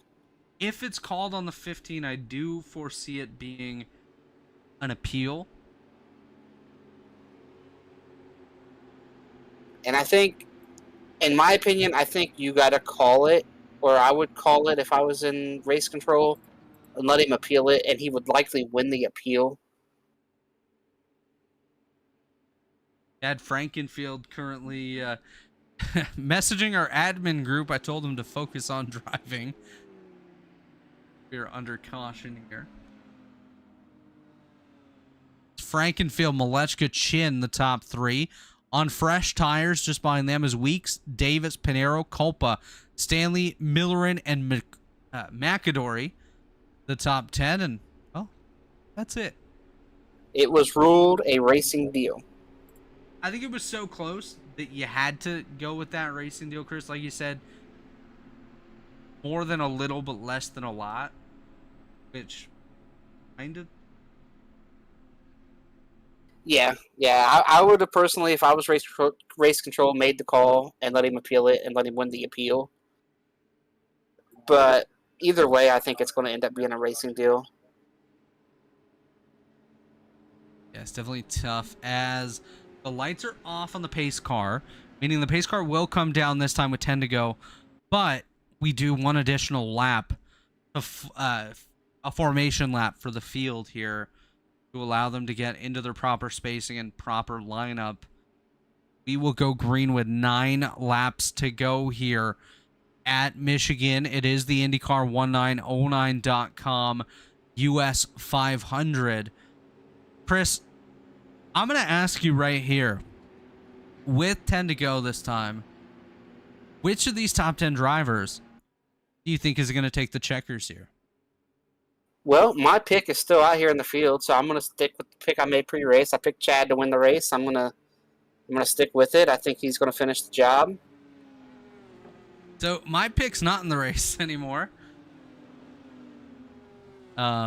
which was Jared Rexing. I'm going to have to say this driver keeps finding his way to the lead in this second half of the race. He's done a great job, probably his best showing in the Warriors for Peace Open Wheel Series. I'm going to go with the 5th place car currently on the racetrack. That is the 41 of Butch Davis. I think Butch Davis gets it done here tonight. But you can't count out the Oval Master, Robert Malechka, the Open Wheel Master, Joshua Chin, Matthew Weeks, who's an ace in just about everything he does. Of course, Butch Davis. Let me tell you about Matthew Weeks. I am so happy that he's had a good run tonight because he was so looking, like I said earlier at the start of the broadcast, so looking forward to this. Been talking about this for weeks, making this start over here in the Open Wheel Series. So to see him come over here, be excited about it, and be able to have a good run here and have a shot to win this thing with 10 to go, I think that's really cool. And I hope that he can finish strong here, even if it's not a win, just to stay up here in the fight. You know, that's a big deal for somebody who doesn't run this. Yeah, this is definitely going to be quite the finish here tonight as we get set. We're coming through turn 3 right now. Turn 4 for the leader, Chad Frankenfield. He's got Robert Malechka right behind him, and he's found the gas pedal. Green flag is out. We are back underway, and it's Chad Frankenfield leading with just 9 laps remaining. He's already got Robert Malechka in tow. Malechka going to look to get up to the lead, and he dives to the inside. Malechka to the inside. Here comes Josh Chin as well, as we have a battle for the race lead. Frankenfield going to be left in the dust of Malechka and Chin. Those two pit together later than everyone else, as Frankenfield well, who was now the first has car company. that pitted here on this caution? The guy that's about to catch Chad Frankenfield here, the 11 of Matthew Weeks. He's closing that gap as we are side by side with 8 to go. It is Chad wide. Chad to the top. Josh Chin in the middle. Robert Malechka at the bottom. Weeks going to try to get the draft of the preferred lane. Malechka almost looked like he stopped there for a second as he falls back on the inside. 3 wide once again. Chin forces his way down, trying to clip the Malechka machine, clip the air of the Malechka machine and stop him from getting a run. Weeks closes that gap. Now he's getting pulled from Frankenfield. Frankenfield back Chad wide. He's up top. 7 laps to go here at Michigan. We've already run 243 laps tonight with just 7 remaining. It's Malechka, Chin, Frankenfield, and Weeks. And here comes Butch Davis right behind as Weeks dives to the inside of Frankenfield. He's got draft from Josh Chin. He's going to stay in line with Chin in the center lane. It's Malechka down along the yellow. Chad Frankenfield collapses down on Weeks. tries to kill off his air. 6 to go. Your leader, Robert Malechka, he is still hugging the white line. Here Josh comes Butch. Chin right behind him. And here comes Butch Davis. We're Chad wide for third. It's Weeks down low. Frankenfield in the middle. Davis up top. Chin not giving any room to Malechka. Malechka getting forced below the line. We're Chad wide again. As Chad goes to the high side. Chin in the middle. It's Frankenfield up top. 4 wide briefly here. Here comes Butch Davis, the STP 41 with 5 to go, has worked his way to the top 5 as Weeks gets one hell of a run. He works his way to the inside of Frankenfield. Now Frankenfield back up top, 4 wide once again. Malechka down low, Chin in the middle. Now Frankenfield on his outside. Frankenfield gets back in line. We're going to continue this battle and shuffle all throughout the field. We're going to jump up, Chris, to a higher camera, see what's going on here. As you see Frankenfield and I'm gonna up tell you, top, here comes we're seeing Davis. something we haven't seen all race. Roberts just gotten to the bottom and is running right around the white. Oh, We're wrecking Weeks Matthew around. Weeks. Weeks around, not going to bring out a caution, but that will bring an end to his hopeful run here tonight. He should be able to finish top 10. As Not Frankenfield, necessarily with the way they're racing. They're still there's might only be a 10 wreck. cars left. Oh, yeah, I see what you mean now. Yeah, we might get a caution here. As we continue At to be some point. 3 wide, now 4. Ethan Stanley looks to the high side. He's on the right rear of Frankenfield. Malechka still hugging the bottom. We're coming to 3 to go this time. It's Josh Chin behind him. Here comes Butch Davis on the bottom. He works his way by Frankenfield. Now he's going to try to hug up right behind the Malechka machine. Frankenfield back to the high side. Adriano Pinero on the outside of Ethan Stanley. That is for position number 5. As we have 3 cars running 2.5 lanes currently. It is Malechka on the bottom, Chin in the middle, Frankenfield up top. Here comes Ethan Stanley. Stanley looking to the high side of Frankenfield. We're coming to 2 to go this time. Popsicle sticks will be in the air for Robert Malechka. Malechka, your leader, ahead of Josh Chin and Chad Frankenfield as Frankenfield briefly disappears. Now he jumps to the outside of Chin. Chad wide once again, 4 wide now as Stanley jumps to the high side. He has Adriano Pinero behind him.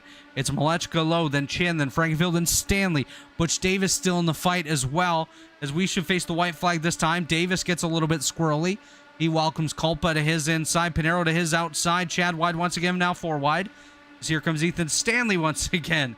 It's Malechka on the inside. He's hugging yellow. Josh Chin beside him. Frankenfield beside Chin as We have a spinner, we but the had white a flag is spin. out. Culpa right there. We have a pusher. Ethan Stanley up on the rear of Chad Frankenfield. We are Chad wide. It's Malechka on the yellow. Chin beside him. Frankenfield getting the draft. Frankenfield has to get back in line here and wait till turn 3 to make the move. He's not going to have the momentum. Butch Davis coming into the picture. Here comes Ethan Stanley up top. It's Malechka down low, then Chin, then Frankenfield, then Stanley. I think the battle is between Chin and Malechka. We're going to keep watching that one. Frankenfield dives back low. Now he's going to turn Josh Chin. Contact! Frankenfield, that's a tally. He's done for tonight. As he turns Josh Chin, it's Robert Malechka taking the victory over Chad Frankenfield and Ethan Stanley. But that might change. As Frankenfield just hooked Josh Chin on the last lap. Malechka, Frankenfield, Stanley, Davis, Pinero, the top 5, followed by Chin, Millerin, McAdory, Weeks, and Culpa. The top 10 as we have just come to the end of the IndyCar1909.com US 500. Look who just did it, Chris. It's the Oval Master. We got big news here. Chad's going to pick up his second tally. There's no doubt about that. Malechka is not getting the win because he went below the line, and that was illegal. What? So that is going to make Ethan Stanley the winner. Wait. Where did Malechka go below the line? Look at the front stretch coming down to the checker. He goes all the way down against the grass.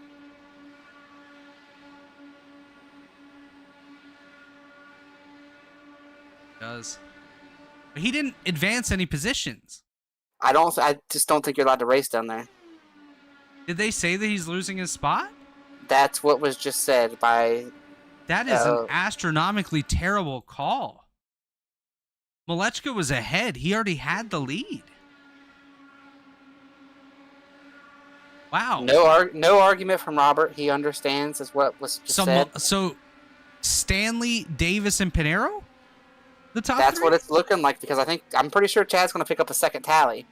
If Chad doesn't, Okay, okay, Chris, race what control's we're gonna talking. do? Hang We're on. gonna go to commercial. We'll be back. Racing isn't easy, but experiencing it is. iRacing puts you in the driver's seat with the industry's leading sim racing game.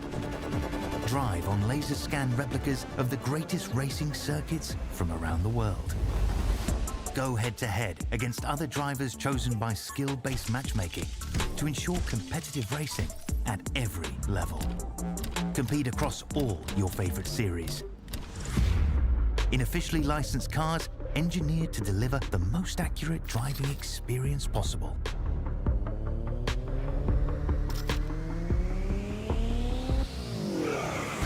Join a race or host your own with players from across the globe. Race against the computer or in a league with friends. Feel the thrill behind the wheel. Visit iRacing.com.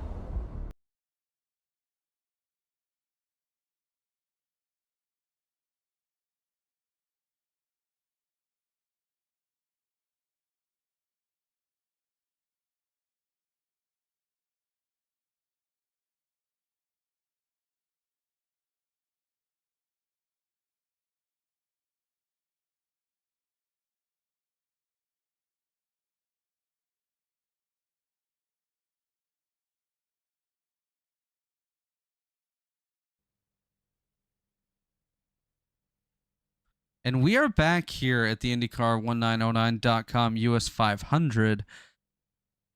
Guys, I'm not sure who just won the race. We're having some questions about some moves by both Malechka and Frankenfield on the last lap. Potentially Robert Malechka disqualified due to going below the line, coming to the line, which is a violation of a rule. Chad Frankenfield most likely picked up his second tally of the night by turning Joshua Chin on the final lap, which should also disqualify the 15. So in that case, it would be Ethan Stanley that won, but we're waiting on clarification. So you just heard from TA Services, one of our premier partners here in the Elite Racing League, as well as iRacing.com. Of course, Blue Egg Marketing, another premier partner here. Blue Egg is the marketing department for small businesses, small business owners. Blue Egg is your biggest fan. Worldwide Technology Raceway, motorsport racing facility in Madison, Illinois.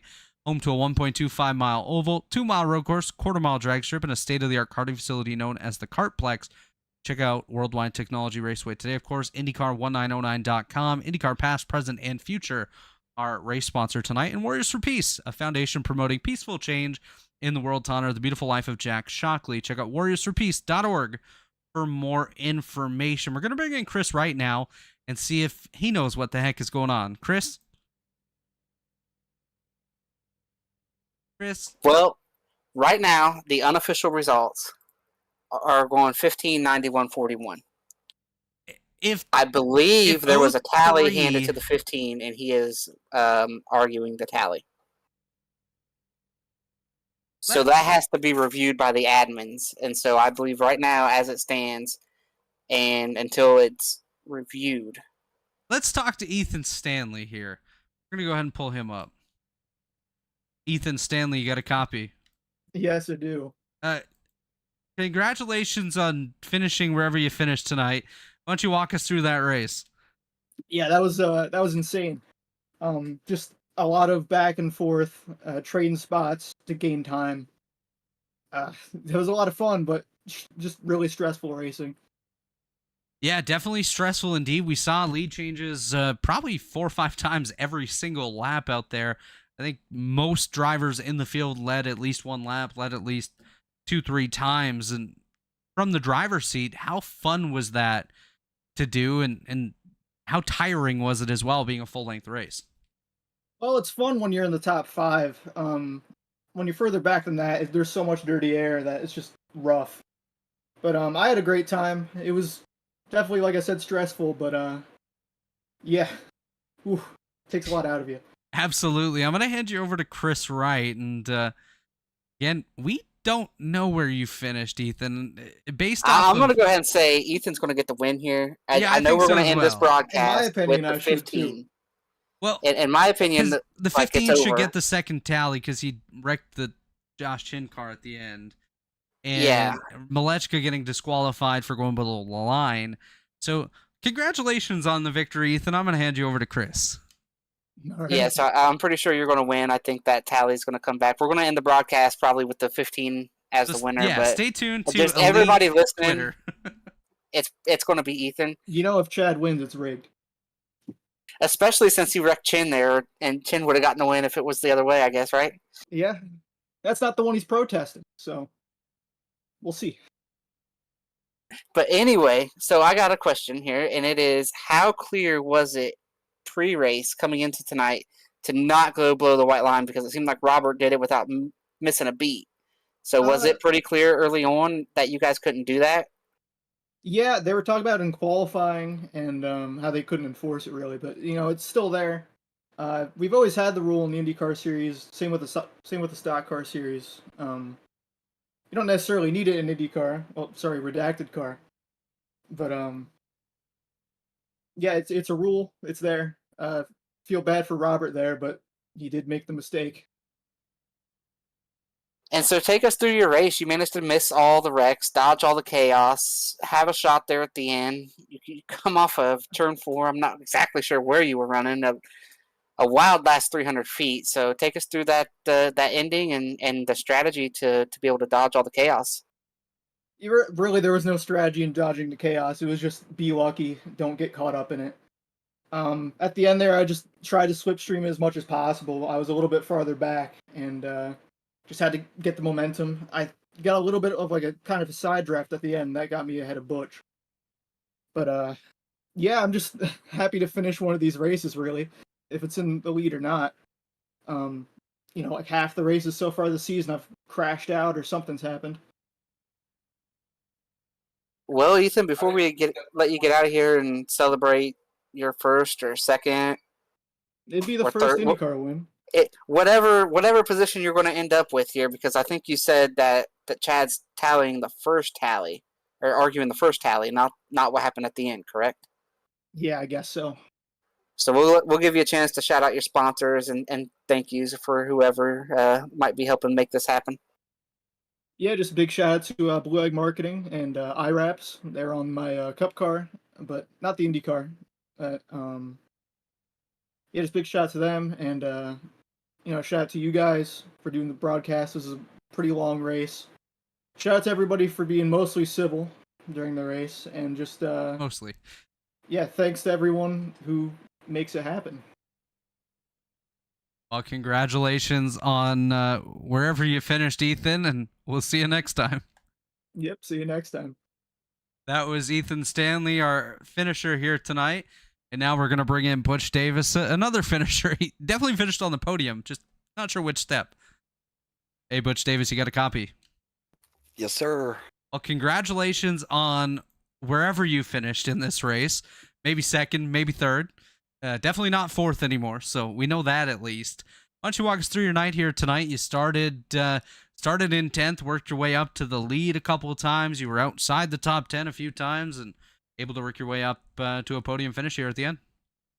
Yeah, you know, qualifying didn't go as well as I had hoped. You know, and then it was just trying to, you know, get that first stint in, hopefully avoid any early issues, and just try to settle down. It's a long race, man. 250 laps, 500 miles. It's just crazy long. You know, I kind of screwed myself on my green flag pit stop. I still have no idea how I was on the limiter and still spun the car out, but you know, was in the back there. Definitely a shout out to Joe McAdory. You know, just he and I just swapped her after a while. We were almost over 5 seconds off of the pack. And little by little, I know those guys up there were saving fuel, but we whittled it down, got back up there, got back in the mix. Some yellows fell our way and, you know, worked our way back up there. And man, it was some crazy, wild, tight racing. It was a blast though. Yeah, and so far you've shown that you do like these longer ovals. You finished 4th at Texas earlier this season. That was your best finish thus far. Tied it on the unofficial results, but going to come home on the podium. What is it about these bigger ovals that you become a fan of? I've always been pretty good on the ovals, big ovals, medium-sized ovals. Still kind of getting used to this car and some personal shortcomings, I guess. Being slightly disabled with my shoulder and whatnot makes it difficult in these longer races. I tend to wear down really bad, a little bit past halfway on the road courses. But the ovals I can usually compensate enough to have a little, stamina there at the end. Um, Listen, I'm a NASCAR guy. I'm an IndyCar guy. I'm a Formula One guy. I'll drive anything, anywhere. Um, just these bigger ovals like Michigan, California. Even like the NASCAR plate tracks, Indianapolis just suit me for some reason. Yeah, absolutely. And before I hand you over to Chris, I just want to congratulate you on another great run here tonight, and hand you over to Chris Wright. Thank you, thank you. Well, congrats on the run. I'll ask you the same thing. I'm going to ask you the same thing that I asked Ethan. How aware were you of the white line rule there at the end? Myself, I was very aware of it. It was mentioned a couple times in practice. And I believe it may have actually been mentioned during our pace lap.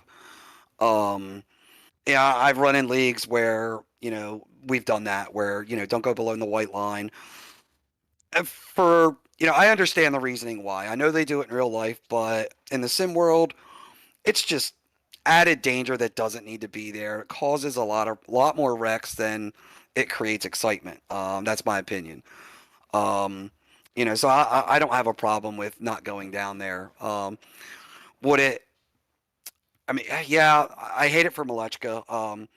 He drove an absolutely masterful race, rocking that bottom over that last stint. Fully deserved the win. I don't even think he needed to go down there to get the win. I think if he stays on the bottom, I think he wins it, obviously without the contact from Frankenfield into Josh Chin. But, and that was horrible net code and Chad's connection being bad. But it sucks for Robert. But rules are rules. We all got to play by them. So. Yeah, and that's how it goes. So we're waiting to hear the results, just like everybody else here. What kind of official word comes out of it? So you finished second or third, I guess, right? I believe I'm hearing that Malechka is going to get a 3-spot penalty. Yeah, I believe that's what was mentioned in the in-game server, or the in-game comms, was a 3-spot penalty.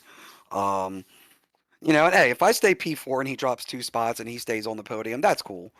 I had a blast tonight, a lot of tight racing, some close calls, and it was just an overall wild night. I'm just happy to actually finish another race well.